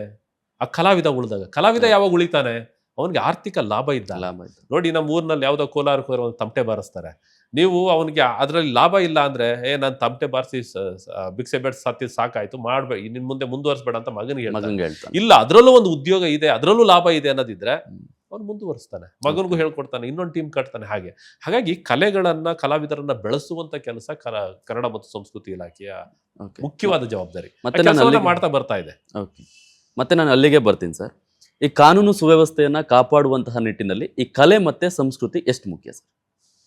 ಕಾನೂನು ಸುವ್ಯವಸ್ಥೆ ಯಾವಾಗ ನಮ್ಮ ಕೈ ಮೀರುತ್ತೆ, ಮನುಷ್ಯನಿಗೆ ಒಂದು ತಾಳ್ಮೆ, ಪ್ರೀತಿ, ಮಾನವ ಗೌರವ, ಮನುಷ್ಯತ್ವ, ಮನುಷ್ಯನ ಬಗ್ಗೆ ಇರಬೇಕಾದ ಪ್ರೀತಿ, ಇತರರ ಬಗ್ಗೆ ಇರಬೇಕಾದ ಜಾತಿಯನ್ನ ಬಿಟ್ಟು, ಧರ್ಮವನ್ನ ಬಿಟ್ಟು, ವ್ಯಕ್ತಿಗಳ ನಡುವೆ ಒಂದು ಸಂಬಂಧ ಬೆಳಿಬೇಕು. ಆ ಸಂಬಂಧ ಬೆಳೆದಾಗ ಯಾವುದೇ ಕಾನೂನು ಸುವ್ಯವಸ್ಥೆ ಹದಗೆಡೋದಿಲ್ಲ.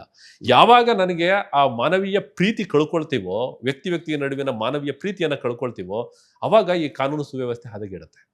ಅದು ಜಾತಿ ಹೆಸರಿನಲ್ಲಿ, ಧರ್ಮದ ಹೆಸರಿನಲ್ಲಿ, ಹೆಣ್ಣು ಗಂಡು ಅಂತಲೋ, ಬಡವ ಶ್ರೀಮಂತ ಅಂತ ಈ ತರದ ಒಡಕುಗಳು ಹುಟ್ಟುಕೊಂಡಾಗ ಮಾತ್ರ ಕಾನೂನು ಸುವ್ಯವಸ್ಥೆ ಹದಗೆಡುತ್ತೆ. ಮಾನವ ಪ್ರೀತಿ ಅಗಾಧವಾಗಿ ಒಬ್ಬ ಮನುಷ್ಯನಲ್ಲಿದ್ರೆ ಅವನು ಯಾವತ್ತೂ ಕೂಡ ಕಾನೂನನ್ನ ಮೀರಿ ಸುವ್ಯವಸ್ಥೆಯನ್ನ ಹದಗೆಡ್ಸಕ್ ಹೋಗಲ್ಲ. ಈ ಕಲೆ ಅನ್ನೋದಿದೆಯಲ್ಲ, ಅದು ಈ ಮಾನವೀಯ ಮೌಲ್ಯವನ್ನ, ವ್ಯಕ್ತಿಗಳ ನಡುವೆ ಪ್ರೀತಿಯನ್ನ ಹುಟ್ಟಾಕುತ್ತೆ. ಕಲೆಗೆ ಅದು ಶಕ್ತಿ ಇದೆ. ಹೌದು, ನಮ್ಮ ಹಿಂದೆಯೂ ಕೂಡ ನೀವು ನೋಡ್ಬೋದು, ಈ ರಾಮಾಯಣ ಮಹಾಭಾರತ ಇದೆಯಲ್ಲ, ಅದು ಎಂತ ಅದ್ಭುತವಾದಂತ ಕೃತಿಗಳು ಅಂದ್ರೆ, ಒಂದ್ ರೀತಿ ಜನರನ್ನ ಕಷ್ಟದಿಂದಲೂ ಕೂಡ ಕಾಪಾಡ್ಕೊಂಡು ಬಂದ್ವು. ಹೆಣ್ಮಕ್ಳು ಹೇಳೋರು, ಹಿಂದೆ ಯಾವ್ದೋ ಗಂಡ ಹಿಡ್ಕೊಂಡು ಸಿಕ್ಕಾಬಟ್ಟೆ ಹೊಡೆದ್ರೆ, ಅಯ್ಯೋ ಸೀತೆಗೆ ಬರ್ದೇ ಇರೋದಕ್ಕಿಂತ ಹೆಚ್ಚು ಕಷ್ಟ ಬಂದಿದೆಯಾ ನನಗೆ, ಸಮಾಧಾನ ಮಾಡ್ಕೊಳ್ಳೋರು. ಆತರ ಕಲೆಗೆ ಆ ಶಕ್ತಿ ಇದೆ. ಮನುಷ್ಯನನ್ನ ನಿಯಂತ್ರಣದಲ್ಲಿ ಇಡುವಂತ ಶಕ್ತಿ ಇದೆ. ಮನುಷ್ಯನ ಮಾನವೀಯ ಮೌಲ್ಯಗಳನ್ನು ಬೆಳೆಸುವಂತ ಶಕ್ತಿ ಇದೆ. ಹಾಗಾಗಿ ಕನ್ನಡ ಸಂಸ್ಕೃತಿ ಇಲಾಖೆ ಸಂಸ್ಕೃತಿ ಬೆಳೆದಷ್ಟು ಸುವ್ಯವಸ್ಥೆ ನಿಯಂತ್ರಣದಲ್ಲಿರುತ್ತೆ, ಕಾನೂನು ಸುವ್ಯವಸ್ಥೆ. ಅದೆಲ್ಲ ಹೋಗ್ತಾ ಇರೋದೇ ಇತ್ತೀಚಿನ ಕಾನೂನು ಸುವ್ಯವಸ್ಥೆ ಹದಗೆಡ್ಲಿಕ್ಕೆ ಕಾರಣವೂ ಹೌದು. ಹಿಂದೆ ಇಷ್ಟೊಂದು ಇರಲಿಲ್ಲ. ಯಾರೋ ದಾರಿನಲ್ಲಿ ಒಬ್ಬ ಕಷ್ಟಪಡ್ತಾ ಇದ್ರೆ, ಯಾರೋ ಒಬ್ಬ ತಲೆ ತಿರುಗಿ ಬಿದ್ರೆ ಓಡ್ ಬಂದು ನೋಡೋರು. ಯಾರೋ ಸಿಟಿಲಿದ್ರೆ ಓದೋ ಹುಡುಗನಿಗಿದ್ರೆ ವಾರ ಅನ್ನ ಅಂತ ಇಟ್ಕೊಂಡು ಓದಿಸೋರು. ಇವತ್ತು ನಮ್ಮ ಮಕ್ಕಳನ್ನ ಓದಿಸ್ಲಿಕ್ಕೆ ಆಗ್ತಿಲ್ಲ. ನನ್ನ ಅಣ್ಣ ತಮ್ಮಂದಿರ ಮಕ್ಕಳನ್ನ ನಾವು ನೋಡ್ಕೊಳ್ಳೋದಿಲ್ಲ, ಮನೆಯಲ್ಲಿರೋ ಇನ್ನೊಬ್ಬರು ನೋಡ್ಕೊಳ್ಳೋದಿಲ್ಲ. ಹಿಂದೆ ಆಗಿರ್ಲಿಲ್ಲ. ಯಾರೋ ಸಿಟಿನಲ್ಲಿ ಒಬ್ಬ ಇದ್ದಾನೆ, ಪರಿಚಿತ ಇದ್ದಾನೆ ಅಂದ್ರೆ ತನ್ನ ಮಗನ ಅಲ್ಲಿ ಕಳಿಸಿ ಒಂದಷ್ಟು ದಿವಸ ಮನೇಲಿ ಇಟ್ಕೊಳ್ಳಪ್ಪ, ಅವನು ಸ್ಕೂಲ್ಗೆ ಹೋಗ್ತಾನೆ ಅಂತ ಹೇಳುವಂತ ಪರಿಸ್ಥಿತಿ ಇತ್ತು. ಇದು ಸಂಸ್ಕೃತಿಯ ಒಂದು ಸತ್ವ. ಹಾಗಾಗಿ ಅದನ್ನ ಉಳಿಸಿದ್ರೆ ಕಾನೂನು ಸುವ್ಯವಸ್ಥೆ ಕಾಪಾಡಲಿಕ್ಕೆ ಅತ್ಯಂತ ಒಂದು ಅಸ್ತ್ರ ಅಂತ ನನ್ಗೆ ಅನ್ಸುತ್ತೆ. ಸಂಸ್ಕೃತಿನ ಉಳಿಸುವಂಥದ್ದು, ವೈವಿಧ್ಯತೆ, ಈ ಜನರ ನಡುವಿನ ಪ್ರೀತಿ, ವಿಶ್ವಾಸ, ಮಾನವೀಯ ಮೌಲ್ಯಗಳನ್ನು ಬೆಳೆಸುವಂಥದ್ದು. ಅದೇ ಓದು ಅನ್ನೋ ವಿಚಾರ ಬಂದಾಗ ಇದೇ ವಿಚಾರವನ್ನ ಕಾಪಾಡುವಂತಹ ನಿಟ್ಟಿನಲ್ಲಿ ನೀವು ಬಂದಂತಹ ಶಿಕ್ಷಣದ ಹಾದಿಯನ್ನು ಕೂಡ ಹೇಳ್ಕೊಂಡು ಬಂದ್ರಿ. ಇವತ್ತಿನ ಓದು ಇರ್ಬೋದು ಅಥವಾ ಅವತ್ತಿನ ಓದು ಇರ್ಬೋದು, ಏನ್ ಕೊರತೆ ಕಾಣ್ತಾ ಇದೆ ಸರ್ ಇವತ್ತು? ನಾನು ಆಗ್ಲೇ ಒಂದು ಮಾತು ಹೇಳಿದೆ, ಹಸಿವು ಅಂತ. ಯಾವಾಗ ನನ್ನ ಮೊದಲ ಆದ್ಯತೆ ಏನಂದ್ರೆ, ನಾನು ಹೊಟ್ಟೆಗೆ ಇಲ್ಲದೆ ಇದ್ದಾಗ ನಾನು ಮೊದಲು ಯೋಚನೆ ಮಾಡೋದು ನಾನು ಹೊಟ್ಟೆ ತುಂಬಿಸ್ಕೊಳ್ಳುವಂಥದ್ದು. ಹೊಟ್ಟೆ ತುಂಬಿದ ಮೇಲೆ ನಾನು ಬಟ್ಟೆ ಅಂತ ಯೋಚನೆ ಮಾಡ್ತೇನೆ. ಬಟ್ಟೆ ಸಿಕ್ಕ ಮೇಲೆ ನನ್ನ ಸೂರು ಅದು ಇದು ಅಂತ ಯೋಚನೆ ಮಾಡ್ತಾ ಹೋಗ್ತೇವೆ. ಹಸಿವು ಅನ್ನೋದಿದೆಯಲ್ಲ, ಅದಕ್ಕೆ ಬಹಳ ಅಗಾಧವಾದ ಶಕ್ತಿ ಇದೆ. ಬಹುಶಃ ರಾಜರ ಕಾಲದಲ್ಲಿ ಮಕ್ಕಳನ್ನ ಕರ್ಕೊಂಡೋಗಿ ಆಶ್ರಮದಲ್ಲಿ ಬಿಡ್ತಾ ಇದ್ರು ಓದೋ ತನಕ. ರಾಜಾಶ್ರಯ ಕೊಡ್ತಾ ಇರಲಿಲ್ಲ. ಅಲ್ಲೆಲ್ಲೋ ಒಂದು ಮಠದಲ್ಲಿ ಕಾಡೊಳಗಡೆ ಆಶ್ರಮದಲ್ಲಿ ಬಿಡೋರು. ಅದ್ರ ಕಾರಣವೇ ಅದು, ಮೂಲ ಧ್ಯೇಯವೇ ಅದು. ಹಾಗಾಗಿ ಆ ಹಸಿವು ಜ್ಞಾನದ ಹಸಿವನ್ನ ಹುಟ್ಟಾಕುತ್ತೆ. ಆ ಜ್ಞಾನದ ಹಸಿವು ಹುಟ್ಟಾಕಿದ್ರೆ ತಾನಾಗೆ ಓದ್ತಾನೆ ಮಗು. ಇವತ್ತು ಮಕ್ಕಳಲ್ಲಿ ಅಗಾಧವಾದ ನಾಲೆಡ್ಜ್ ಇದೆ, ವಿಚಾರವನ್ನು ತಿಳ್ಕೊಳ್ಳಿಕ್ಕೆ ಬೇಕಾದಷ್ಟು ಸೌಕರ್ಯಗಳಿದೆ. ಬಟ್ ಆ ಹಸಿವಿಲ್ಲ. ಓದಬೇಕು, ಏನಾರು ಸಾಧಿಸ್ಬೇಕು, ಏನಾರು ಮಾಡಬೇಕು ಅಂತ ಈ ಛಲ ಇದೆಯಲ್ಲ, ಈ ಛಲ ಇಲ್ಲದೇನೆ ಇರೋದೇ ದೊಡ್ಡ ಸಮಸ್ಯೆ ಇಂದಿನ ತಲೆಮಾರಿನ ಮಕ್ಕಳಿಗೆ. ನಮ್ಮ ಮಕ್ಕಳಿಗೆ ಬೇಕಾದಷ್ಟು ನಾಲೆಡ್ಜ್ ಇದೆ, IQ ಇದೆ, ನಮಗಿಂತ 10 ಪಟ್ಟು 100 ಪಟ್ಟು ದೊಡ್ಡದಿದೆ, ಜಾಸ್ತಿ ಇದೆ. ಆದರೆ ಒಂದು ಕೊರತೆ ಏನಪ್ಪ ಅಂದ್ರೆ, ನಮಗೆ ಒಂದು ಛಲ ಇತ್ತು, ಬದುಕಬೇಕು ಅನ್ನೋ ಛಲ ಇತ್ತು. ಆ ಛಲ ಮಕ್ಕಳಲ್ಲಿಲ್ಲ. ಆ ಛಲ ಬರೋದು ಯಾವಾಗ ಅಂದ್ರೆ, ನಾನು ನೋವನ್ನ ಅನುಭವಿಸಿದಾಗ, ನೋವನ್ನ ಉಂಡಾಗ. ಆದ್ರೆ ನಮ್ಮ ಮಕ್ಕಳಿಗೆ ನಾವು ಯಾವ ನೋವನ್ನು ಕೊಡ್ತಾ ಇಲ್ಲ. ಇವನ್ ಹಳ್ಳಿಯಿಂದನೂ ಕೂಡ, ಹಳ್ಳಿಯಲ್ಲೂ ವಾತಾವರಣ ಬದಲಾವಣೆ ಆಗಿದೆ. ಹೊಟ್ಟೆ ಹಸಿವಿನ ಕೊರತೆ ಎಲ್ಲೂ ಇಲ್ಲ. ಆರ್ಥಿಕವಾಗಿ ಹಾಗೆ ನೋಡ್ಲಿಕ್ಕೆ ಹೋದ್ರೆ ಒಂದ್ ರೀತಿಯಲ್ಲಿ ಬದುಕುವಕ್ಕೆ, ಹೊಟ್ಟೆ ತುಂಬಿಸ್ಕೊಳ್ಳೋಷ್ಟು ಮಟ್ಟಿಗೆ ಸಮಾಜ ಸುಧಾರಣೆ ಆಗಿದೆ, ಆಡಳಿತ ಸುಧಾರಣೆ ಆಗಿದೆ. ಹಾಗಾಗಿ ಮಕ್ಕಳಲ್ಲಿ ಹಸಿವಿಲ್ದೇನೆ ಇರೋದೇ ಮುಖ್ಯವಾಗಿ ನಮ್ಮಲ್ಲಿ ಒಂದು ಛಲ ಹುಟ್ಟದೇ ಇರಲಿಕ್ಕೆ ಕಾರಣ. ಛಲ ಹುಟ್ಟಿದ್ರೆ ಮಕ್ಕಳು ಸಾಧನೆ ಮಾಡ್ತಾರೆ, ಯಾಕೆಂದ್ರೆ ಅಷ್ಟು ನಾಲೆಡ್ಜ್ ಕೂಡ ಇದೆ. ಆ ಬುದ್ಧಿವಂತಿಕೆಯನ್ನ, ಆ ತಿಳುವಳಿಕೆಯನ್ನ, ನಾಲೆಡ್ಜ್ ಅನ್ನೆಲ್ಲ ಮಕ್ಕಳು ಬಳಸ್ಕೊಂಡ್ರೆ ನಮಗಿಂತ 10 ಪಟ್ಟು ಸಾಧನೆ ಮಾಡುವಂತ ಶಕ್ತಿ ಇದೆ. ಆದ್ರೆ ಒಂದು ನನ್ನಲ್ಲಿ ಇತ್ತೀಚಿನ ತಲೆಮಾರಿನಲ್ಲಿ ನಾನು ಕಾಣ್ತಾ ಇರುವಂತದ್ದು, ಒಳ್ಳೆಯದರ ಬಗ್ಗೆ ಏನಾದ್ರು ಸಾಧಿಸಬೇಕು ಅನ್ನೋ ಛಲದ ಕೊರತೆ ಜಾಸ್ತಿ ಇದೆ. ಆ ಛಲ ಯಾಕೆ ಕಡಿಮೆ ಆಗಿದೆ ಅಂದ್ರೆ, ಆ ನೋವಿಲ್ಲ. ಹಿಂದೆ ಆ ನೋವಿಲ್ಲ, ನಾನು ಏನಾದ್ರು ಮಾಡಬೇಕು ಅನ್ನೋ ನೋವಿಲ್ಲ. ಆ ನೋವು ಇರ್ದಿದ್ರೆ ಅವರು ಸಕ್ಸಸ್ ಆಗಲಿಕ್ಕೆ ಡೆಫಿನೆಟ್ಲಿ ಸಾಧ್ಯ ಆಗುತ್ತೆ. ನಂತರ ನಿಮ್ಮ ವೃತ್ತಿ ಬದುಕಿಗೆ ಬರೋದಾದ್ರೆ, ಜಿಲ್ಲಾಧಿಕಾರಿಯಾಗಿ ಕೆಲಸವನ್ನು ಮಾಡ್ತೀರಾ. ಪ್ರಮುಖವಾಗಿ ಸರ್, ಮೊದಲನೇ ಪ್ರಶ್ನೆ, ಜಿಲ್ಲಾಧಿಕಾರಿ ವಿಷಯದಲ್ಲಿ ಒಬ್ಬ ಜಿಲ್ಲಾಧಿಕಾರಿ ಅಂದ್ರೆ ಯಾರು ಸರ್? ನೋಡಿ, ಜಿಲ್ಲಾಧಿಕಾರಿ ಅನ್ನುವಂಥದ್ದು ಒಂದು ಕನಸಿನ ಹುದ್ದೆ. ನಾವು ಹಳ್ಳಿಯಲ್ಲಿ ಚಿಕ್ಕವರಿದ್ದಾಗ ಹೇಳೋದು ದುಪ್ಟಿ ಕಮಿಷನರ್ ಅಂತ. ಡೆಪ್ಟಿ ಕಮಿಷನರ್ ಅಲ್ಲ, ಅದನ್ನು ದುಪ್ಟಿ ಕಮಿಷನರ್ ಅನ್ನೋರು ಹಳ್ಳಿಯಲ್ಲಿ. ನೀನೇ ದುಪ್ಟಿ. ಯಾರಾದ್ರೂ ಒಂದು ಹುಡುಗ ಸ್ವಲ್ಪ ಸ್ಟೈಲ್ ಆಗಿ ಏನೋ ಮಾಡ್ತಾನೆ ಅಂತ ಅಂದ್ರೆ ನೋಡ್ಬಿಟ್ಟು, ನೀನೇ ದುಪ್ಟಿ ಕಮಿಷನರಾ, ಕುತ್ಕೊಂಡ್ ಮುಚ್ಕೊಂಡು ಅಂತ ಅನ್ನೋರು. ಅಂದ್ರೆ ಆ ಮಟ್ಟದ ಆ ಕಲ್ಪನೆ ಇತ್ತು ಹಿಂದೆ. ಹಾಗೆ ಇತ್ತು ಆ ಹುದ್ದೆ. ಅಂದ್ರೆ ಒಂದು ಜಿಲ್ಲೆಯ ಆಡಳಿತದ ಹೆಡ್ ಅವರು. ಒಂದು ಜಿಲ್ಲೆಯ ಆಡಳಿತದ ಹೆಡ್ ಹೇಗೆ ಒಂದು ಇಲಾಖೆಗೆ ಒಬ್ಬ ಮಂತ್ರಿ ಇರ್ತಾನೋ, ಹೇಗೆ ಆ ಒಂದು ರಾಜ್ಯಕ್ಕೆ ಒಬ್ಬ ಮುಖ್ಯಮಂತ್ರಿ ಇರ್ತಾನೋ, ರಾಷ್ಟ್ರಕ್ಕೆ ಪ್ರಧಾನಮಂತ್ರಿ ಇರ್ತಾನೋ, ಅದು ಶಾಸನಾತ್ಮಕವಾಗಿ ಒಂದು ವ್ಯವಸ್ಥೆ. ಆದರೆ ಆಡಳಿತಾತ್ಮಕವಾಗಿ ತಾಲೂಕಿಗೆ ತಾಲೂಕು ಹೆಡ್ಡು, ಜಿಲ್ಲೆಗೆ ಜಿಲ್ಲಾ ಹೆಡ್ ಅಂತ ಹೇಳಿ ತಾಲೂಕಿಗಿದ್ರೆ ಜಿಲ್ಲೆಗೆ DC ಇದ್ರು. Is the administrative head. ಹಾಗಾಗಿ ಪೂರ್ಣ ಎಲ್ಲ ಇಲಾಖೆಗಳ ನಿಯಂತ್ರಣದಲ್ಲಿ ಆತನ ಕೈಯಲ್ಲಿರುತ್ತೆ. ಎರಡು ಅಂದ್ರೆ, ಈ ಕಡೆ ಜುಡಿಷಿಯಲ್ ಪವರ್ ಇರುತ್ತೆ, ಕ್ವಾಸಿ ಜುಡಿಷಿಯಲ್ ಪವರ್ ಇರುತ್ತೆ, ಮೆಜಿಸ್ಟ್ರಿಯಲ್ ಪವರ್ ಇರುತ್ತೆ, ಅಡ್ಮಿನಿಸ್ಟ್ರೇಟಿವ್ ಪವರ್ ಇರುತ್ತೆ, ಡೆವಲಪ್ಮೆಂಟ್ ಪವರ್ ಇರುತ್ತೆ. ಎಲ್ಲ ರೀತಿಯಲ್ಲೂ ಕೂಡ ಅವನಿಗೆ ಪವರ್ ಇರುತ್ತೆ. ಹಾಗಾಗಿ is the boss of the district. ಹಾಗಾಗಿ ನಾವು ಆ ಹುದ್ದೆಗೆ ಅಷ್ಟೇ ಘನತೆ ಇದೆ, ಆ ಹುದ್ದೆಗೂ ಘನತೆ ಇದೆ. ಆ ಹುದ್ದೆಗೆ ಆಯ್ಕೆಯಾಗಿ ಬರೋರ ಬಗ್ಗೆ, ಆಯ್ಕೆಯ ವಿಧಾನದ ಬಗ್ಗೆಯೂ ಕೂಡ ಅಷ್ಟೇ ಗೌರವ ದೇಶದಲ್ಲಿದೆ. IAS ಅನ್ನುವಂಥದ್ದು ಹುದ್ದೆಗೆ ಅವರು ಅಲ್ಲಿದ್ದಾಗ ಏನಾಗುತ್ತೆ, ಯಾವುದೇ ಒಬ್ಬ ವ್ಯಕ್ತಿಯ ಕಷ್ಟವನ್ನ ಪರಿಹರಿಸಲಿಕ್ಕೆ ಅವಕಾಶಗಳು ಜಾಸ್ತಿ ಇದೆ. ಪರಿಹರಿಸಬಹುದಾದಂಥ ಇದನ್ನ ಕ್ರಮಗಳನ್ನು ಕೈಗೊಳ್ಳಲಿಕ್ಕೆ ಜಿಲ್ಲಾಧಿಕಾರಿಗೆ ಇರುವಷ್ಟು ಅಧಿಕಾರ ಬಹುಶಃ ಜಿಲ್ಲೆಯಲ್ಲಿ ಇನ್ಯಾರಿಗೂ ಇರಲಿಕ್ಕಿಲ್ಲ. ಹಾಗಾಗಿ ಜಿಲ್ಲಾಧಿಕಾರಿಯ ಹುದ್ದೆ ಅನ್ನುವಂಥದ್ದು ಒಂದು ಮಹತ್ವದ ಹುದ್ದೆ. ಮಹತ್ವದ್ದು ಅಂತ ಅಂದ್ರೆ ಅದನ್ನ ವರ್ಣಿಸ್ಲಿಕ್ಕೆ ಸಾಧ್ಯನೇ ಇಲ್ಲ. ಬಟ್ ಅದನ್ನ ಹೇಗೆ ನಾವು ಚಲಾಯಿಸ್ತೀವಿ ಅನ್ನೋದು ಆ ವ್ಯಕ್ತಿಯ ಮೇಲೆ ನಿಂತಿರುತ್ತೆ, ಆ ಜಿಲ್ಲೆಯಲ್ಲಿರುವಂಥ ಅಧಿಕಾರಿಯ ಮೇಲೆ ನಿಂತಿರುತ್ತೆ. ಬಳಸ್ಕೊಂಡು ಕಾರ್ಯನಿರ್ವಹಿಸಿದ್ರೆ ಜಿಲ್ಲಾಧಿಕಾರಿಗಿರುವಷ್ಟು ಅವಕಾಶ, ವಿಫುಲವಾದ ಅವಕಾಶ ಬಂದವರಿಗೆ ಸಹಾಯ ಮಾಡುವಂಥದ್ದು ಬೇರೆ ಯಾರಿಗೂ ಇರ್ಲಿಕ್ಕೆ ಸಾಧ್ಯ ಇಲ್ಲ. ಉದಾಹರಣೆಗೆ ಹಿಂದೆ ಎಲ್ಲ ಜಮಾಬಂದಿ ಅಂದ್ರೆ DC ಆನೆ ಮೇಲೆ ಕರ್ಕೊಂಡು ಬಂದು ಮೆರವಣಿಗೆ ಮಾಡಿಸ್ತಿದ್ರಂತೆ ಹಳ್ಳಿಗಳಲ್ಲಿ. ಓಕೆ. ಬಟ್ ಆ ಕಾಲ ಇತ್ತು. ಆ ಕಾಲ ಹೇಗಿತ್ತು ಅಂದ್ರೆ ಯಾರಾದ್ರೂ ಬಡವರು ನಿಂತ್ಕೊಂಡು ನನಗೆ ಉಳಕ್ ಜಮೀನ್ ಇಲ್ಲ ಅಂದ್ರೆ ಸರ್ಕಾರಿ ಜಾಗ ಬೇಕಾದಷ್ಟು ಇದು, ಇಲ್ಲೊಂದು 2 ಎಕರೆ ಉತ್ಕೋ ನಿನಗೆ ಮಂಜೂರಿ ಮಾಡ್ತೀವಿ ಅಂತ ಮಾಡ್ಬಿಡೋರು. ಇವತ್ತು ಕಾಲ ಬದಲಾಗಿದೆ. ಈಗ ಆ ಕೃಷಿ ಅಷ್ಟು ಜಮೀನು ಇಲ್ಲ ಸರ್ಕಾರದ್ದು. ಈಗ ಏನಿದ್ರೆ ಯಾರು ಒತ್ತುವರಿ ಮಾಡ್ಕೊಂಡಿದ್ರೆ ಕಿತ್ಕೊಳ್ಳೋದ್ರಲ್ಲೇ ಇರ್ತವೆ. ಈ ಕಾಲ ಒಂದು ಅಂತರ ಇದೆಯಲ್ಲ, ಇದರಲ್ಲಿ ಬಹಳಷ್ಟು ಆ ಹುದ್ದೆಯ ವಿಧ ಗೌರವ ಬದಲಾವಣೆ ಹೊಂದಿದೆ. ಹಿಂದೆ ಎಲ್ಲ ಏನಿತ್ತು, ಯಾರೇ ಮಂತ್ರಿಗಳಾಗ್ಲಿ ಇನ್ನೊಂದಾಗ್ಲಿ ಜಿಲ್ಲಾಧಿಕಾರಿ ಅಂತಂದ್ರೆ ಅದ್ರ ನೋಡುವ ದೃಷ್ಟಿಕೋನ ಬದಲಾಗಿತ್ತು. ಈಗ ಡೆಮಾಕ್ರಸಿನಲ್ಲಿ ರಾಜಕೀಯವಾದಂತಹ ರಾಜಕೀಯ ಪ್ರತಿನಿಧಿಗಳಿಗೆ ಆದ್ಯತೆ ಜಾಸ್ತಿ ಆದ್ಮೇಲೆ ಆ ಹುದ್ದೆಗಳಿಗೂ ಅಷ್ಟೇ ಪ್ರಮಾಣದಲ್ಲಿ ಗೌರವ ಇದ್ದೇ ಇದೆ.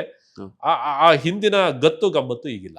ಈಗ ನಾವು ನಿರೀಕ್ಷೆ ಏನಪ್ಪಾ ಅಂದ್ರೆ ಜನರಿಗೆ ಜನಸಾಮಾನ್ಯರಾಗಿ ನಾವು ಇರಬೇಕೇ ಹೊರತು ಒಂದ್ ರೀತಿ ಗಾಜನ ಮನೆಯಲ್ಲಿ ಕುಳಿತಂತ ಅಧಿಕಾರಿಗಳು ಆಗ್ಬಾರ್ದು ಅನ್ನೋದು ಈಗಿನ ಒಂದು ಕಾನ್ಸೆಪ್ಟ್. ಹಾಗಾಗಿ ಅಧಿಕಾರಿಗಳು ಜನರ ಒಡನಾಟ ಮಾಡ್ತಾ ಮಾಡ್ತಾ ಆ ಭಯ, ಆ ಗೌರವಕ್ಕಿಂತ ಹೆಚ್ಚಾಗಿ ಬೇರೆದೇ ಆದಂತ ಒಂದು ಭಾವನಾತ್ಮಕ ಒಂದು ಸಂಬಂಧಗಳು ಬೆಳೆದಿದೆ. ನೀವು ಜಿಲ್ಲಾಧಿಕಾರಿಯಾಗಿ ಕೆಲಸ ಮಾಡಿದ ಅನುಭವ ಸರ್? ನಾನು ನಾನು ಪ್ರಮೋಟಿವ್ IAS ಪ್ರಮೋಷನ್ ಬಂದ ತಕ್ಷಣ ಬೆಂಗಳೂರಿನಲ್ಲಿ ಚುನಾವಣೆ ಇತ್ತು. ಬೆಂಗಳೂರಿಗೆ ಜಿಲ್ಲಾಧಿಕಾರಿಗೆ ಹಾಕೋರು. ಬೆಂಗಳೂರಿಗೆ ಜಿಲ್ಲಾಧಿಕಾರಿಯಾಗಿ ಹಾಕುವಂಥದ್ದು ಅಥವಾ ತಗೊಳ್ಳೋಂಥದ್ದು ಅಷ್ಟು ಸುಲಭ ಅಲ್ಲ. ನನ್ನ 38 ಜನ ಪ್ರಮೋಟಿವ್ಸಲ್ಲಿ ಫಸ್ಟ್ IAS ಪ್ರಮೋಷನ್ ಬರ್ತಿದ್ದಂಗೆ ಜಿಲ್ಲಾಧಿಕಾರಿ ಆದವನು ನಾನೇ. ನನಗೆ ಒಂದು ಭಯ ಇತ್ತು, ಏನಪ್ಪ ಇದಕ್ಕಿದ್ದಂಗೆ ಬೆಂಗಳೂರು ಜಿಲ್ಲಾಧಿಕಾರಿ ಅಂತ. ಬೆಂಗಳೂರು ಜಿಲ್ಲಾಧಿಕಾರಿಗೂ ಬೇರೆ ಜಿಲ್ಲಾಧಿಕಾರಿಗೂ ಒಂದು ವ್ಯತ್ಯಾಸ ಇದೆ ನೋಡಿ. ಬೆಂಗಳೂರಿನಲ್ಲಿ 1.5 ಕೋಟಿ ಜನಸಂಖ್ಯೆ ಇದೆ. 1.5 ಕೋಟಿ ಜನಸಂಖ್ಯೆ ಒಬ್ಬ DC. ಇಲ್ಲಿ 62 ಜನ ಜನಪ್ರತಿನಿಧಿಗಳು ಬರ್ತಾರೆ, 28 MLA ಬರ್ತಾರೆ, 14 MP ಬರ್ತಾರೆ, MLCಗಳು ಬರ್ತಾರೆ, ಆಡಳಿತ ಕೇಂದ್ರ ಸ್ಥಾನ ಇದೆ. ನೀವು ಅದೇ ಉದಾಹರಣೆಗೆ ಶಿವಮೊಗ್ಗ ತೆಗೆದುಕೊಂಡ್ರೆ ಇಡೀ ಶಿವಮೊಗ್ಗ ಜನಸಂಖ್ಯೆ ಇರೋದು 21 ಲಕ್ಷ. ಮೈಸೂರದು 20 ಲಕ್ಷ ಇದೆ. ಜನಸಂಖ್ಯೆ 20 ಲಕ್ಷ ಇದೆ. 6 ಜನ MLAಗಳು ಇರ್ತಾರೆ, ಒಬ್ರು MP ಇರ್ತಾರೆ, MLC ಇರ್ತಾರೆ. ಇಲ್ಲಿ 1.5 ಕೋಟಿ ಅಂದ್ರೆ ಅದರ 10 ಪಟ್ಟು ಜನಸಂಖ್ಯೆ ಇರುವುದಕ್ಕೆ ಅಂದ್ರೆ ಅಷ್ಟು ಸ್ಟ್ರಾಂಗೆಸ್ಟ್ ಪೋಸ್ಟ್ ಇದು. ಬೆಂಗಳೂರು ಅಷ್ಟೇ ಚಾಲೆಂಜಿಂಗ್ ಪೋಸ್ಟ್. ಹಾಗಾಗಿ 2018ರಲ್ಲಿ ನನಗೆ ಜಿಲ್ಲಾಧಿಕಾರಿಯಾಗಿ ಹಾಕಿದಾಗ ಇಲ್ಲಿ ಚುನಾವಣೆಯನ್ನು ನಾನು ಯಶಸ್ವಿಯಾಗಿ ನಿರ್ವಹಣೆ ಮಾಡಿದೆ. 3 ತಿಂಗಳಷ್ಟೇ ಇದ್ದದ್ದು, 3 ತಿಂಗಳು 10 ದಿವಸನೋ ಏನೋ ಇದ್ದೆ. ದೆನ್ ನನಗೆ ಟ್ರಾನ್ಸ್ಫರ್ ಆಯಿತು, ವಿತೌಟ್ ಪೋಸ್ಟಿಂಗ್ ಆಯಿತು. ಮತ್ತೆ ಚಿಕ್ಕಮಗಳೂರು ಟ್ರಾನ್ಸ್ಫರ್ ಆಯಿತು DC ಆಗಿ. ಆಯಿತು, ಚಿಕ್ಕಮಗಳೂರಲ್ಲಿ ಹೋಗಿ ರಿಪೋರ್ಟ್ ಮಾಡೋಣ ಅಂತ ಹೊರಟೆ. ಚಿಕ್ಕಮಗಳೂರಿಗೆ ಹೋಗ್ಬೇಕಾದ್ರೆ ಹೇಳಿದ್ರು ಬೇಡ ನಿನಗೆ ಚೇಂಜ್ ಮಾಡ್ತಾ ಇದ್ದೀವಿ ಅಂತ DPR ಇಂದ ನಮ್ಮ ಕಾರ್ಯದರ್ಶಿಗಳು. ಸರಿ ಮಾಡಿ ಅಂದರೆ ಅಲ್ಲಿ ನನಗೆ ಶಿವಮೊಗ್ಗ ಟ್ರಾನ್ಸ್ಫರ್ ಆಯಿತು ಒಂದೇ ದಿನದಲ್ಲಿ. ಸೊ ನಾನು ಚಿಕ್ಕಮಗಳೂರಿಗೆ ಹೋದವನು ಚಿಕ್ಕಮಗಳೂರಿಂದ ರಿಪೋರ್ಟ್ ಮಾಡಲಿಲ್ಲ, ಶಿವಮೊಗ್ಗ ಹೋಗಿ ಶಿವಮೊಗ್ಗ ಜಿಲ್ಲಾಧಿಕಾರಿಯಾಗಿ ರಿಪೋರ್ಟ್ ಮಾಡಿದೆ. ಅಲ್ಲಿ 364 ದಿವಸ ಇದ್ದೆ. ಒಂದು ದಿವಸ ಕಡಿಮೆ, 1 ವರ್ಷ. ಬಟ್ ಒಂದು ಒಳ್ಳೆಯ ಅನುಭವ. ನಾನು ಶಿವಮೊಗ್ಗನ ಒಂದು ಚಾಲೆಂಜಿಂಗ್ ಪ್ಲೇಸ್ ಸರ್. ಹೇಗೆ ಗ್ರಾಮ ವಾಸ್ತವ್ಯ ಪ್ರಾರಂಭ ಮಾಡಿದ್ದು ನಾನು. ಗ್ರಾಮ ವಾಸ್ತವ್ಯ ಅಂದರೆ ಒಂದು ಹಬ್ಬ, ಜನಸಂದಣಿ. ಮತ್ತೆ 10 ವರ್ಷದಿಂದ ಸಹ್ಯಾದ್ರಿ ಉತ್ಸವ ನಿಂತಿತ್ತು. ಸಹ್ಯಾದ್ರಿ ಉತ್ಸವ ಪ್ರಾರಂಭ ಮಾಡಿದೆ. ಅದಕ್ಕೇನು ಸರ್ಕಾರ ದುಡ್ಡು ಕೊಡಲಿಲ್ಲ. ನನ್ನ ವೈಯಕ್ತಿಕ ದುಡ್ಡಿಲ್ಲ, ಬರ ಇದೆ ಅಂತಂದ್ರು ಪರವಾಗಿಲ್ಲ, ನೀವು ಅನುಮತಿ ಕೊಡಿ ಅಂತ ನಮ್ಮ ಡಿಸ್ಟ್ರಿಕ್ಟ್ ಮಿನಿಸ್ಟ್ರಿಂದ ಅನುಮತಿ ತೆಗೆದುಕೊಂಡು ಎಲ್ಲ ಕಲಾವಿದರು, ನಾನು ಕನ್ನಡ ಕಲ್ಚರಲ್ಲಿ ಏನು ಸೇವೆ ಸಲ್ಲಿಸಿದ್ದೆ ಆವಾಗ ನಮ್ಮ ಕಲಾವಿದರೊಂದಿಗೆ ಸಂಬಂಧ, ನಿಮಗೆ ದುಡ್ಡಿಲ್ಲಪ್ಪ, ನಿಮಗೆ ವೇದಿಕೆ ಕೊಡ್ತೀನಿ, ನೀವೆಲ್ಲ ಮಾಡಿ ಅಂತ ಹೇಳಿದಾಗ ₹1 ಸರ್ಕಾರದ ಖರ್ಚಿಲ್ಲದೇ ನಾನು ಒಂದು 5 ದಿವಸದ ಉತ್ಸವ ಮಾಡಿದೆ. ಬಹುಶಃ ಒಂದು 10 ಕೋಟಿ ಖರ್ಚು ಮಾಡಿದ್ರೆ ಅಷ್ಟು ದೊಡ್ಡ ಉತ್ಸವ ಮಾಡಲಿಕ್ಕೆ ಸಾಧ್ಯ ಇಲ್ಲ. ಟೂರಿಸಮ್ ಮಾಡಿದೆ. ಆ ಟೂರಿಸಮ್ ಸರ್ಕ್ಯೂಟ್ ಮಾಡಿ ಬಸ್ಗಳನ್ನು, ಟೂರಿಸಮ್ಮು, ಟಾಂಗ, ಬಹುಶಃ ಅದು ಒಂದು ಇವತ್ತಿಗೂ ನಾನು ಶಿವಮೊಗ್ಗ ಏನಾದ್ರು ಹೋದರೆ ಸಹ್ಯಾದ್ರಿ ಉತ್ಸವ ಅಂತ ನೆನೆಸ್ಕೊಳ್ತಾರೆ. ಹೆಲಿ ಟೂರಿಸಮ್ಮು ಅವೆಲ್ಲವೂ ಒಂದು ಎತ್ತಿನ ಗಾಡಿ ಓಟ, ಕೆಸರುಗದ್ದೆ ಓಟ ಯಾವುದನ್ನು ಬಿಟ್ಟಿದ್ದಿಲ್ಲ. 5 ದಿವಸ ಶಿವಮೊಗ್ಗದಲ್ಲಿ ಬಹುಶಃ ಇತಿಹಾಸದಲ್ಲಿ ಅಷ್ಟು ದೊಡ್ಡ ಹಬ್ಬ ಆಗಿರ್ಲಿಲ್ವೇನೋ ಅನ್ನೋಷ್ಟು ಮಟ್ಟಿಗೆ ಹಬ್ಬ ಮಾಡಿದ್ದು. ಜೊತೆಗೆ ಚುನಾವಣಾ ಕಾರ್ಯಗಳು ಬಂದವು. ಅದರಲ್ಲೂ ಕೂಡ ಶಿವಮೊಗ್ಗದಲ್ಲಿ ಚುನಾವಣೆಯ ವಿಚಾರದಲ್ಲಿ ನಂಬರ್ 1 ಜಿಲ್ಲೆ ಮಾಡುವಷ್ಟು ಮಟ್ಟಿಗೆ ಕೆಲಸವನ್ನು ಮಾಡಿದ್ರಿ. ಅದು ನನ್ನ ಗುರಿ ಇದ್ದದು. ಟರ್ನ್ಔಟ್ ಅಲ್ಲಿ ನಾನು ರಾಜ್ಯದಲ್ಲೇ ನಂಬರ್ 1 ಮಾಡಬೇಕು ಅಂತ. ನನಗೆ ಒಂದು ಒಳ್ಳೆ ಟೀಮ್ ಇತ್ತು. ಕಾಶಿ ಮತ್ತೆ ನಮ್ಮ ಕಾಲೇಜ್ ಹುಡುಗರುಗಳು, ಸ್ನೇಹಿತರು ತುಂಬ ಒಳ್ಳೆ ಟೀಮ್ ಮಾಡಿ, ಯುವಕರನ್ನ ಒಂದು ಟೀಮ್ ಮಾಡಿದ್ವಿ. 2 ಎಲೆಕ್ಷನ್ ಒಂದರಿಂದ ಒಂದು ಬಂದು. ಫಸ್ಟು ಆ್ಯಕ್ಚುಲಿ ಕಾರ್ಪೊರೇಷನ್ ಎಲೆಕ್ಷನ್ ಬಂದು ಮುಗ್ದಿತ್ತು. ಆ ನಂತರ MP ಬೈ ಎಲೆಕ್ಷನ್. ನಿಮ್ಗೆ ಗೊತ್ತಿದೆ ಶಿವಮೊಗ್ಗ ಅಂದರೆ ಚುನಾವಣೆ ಅನ್ನೋದು ಒಂದು ಚಾಲೆಂಜಿಂಗೆ, ಯಾವತ್ತೂ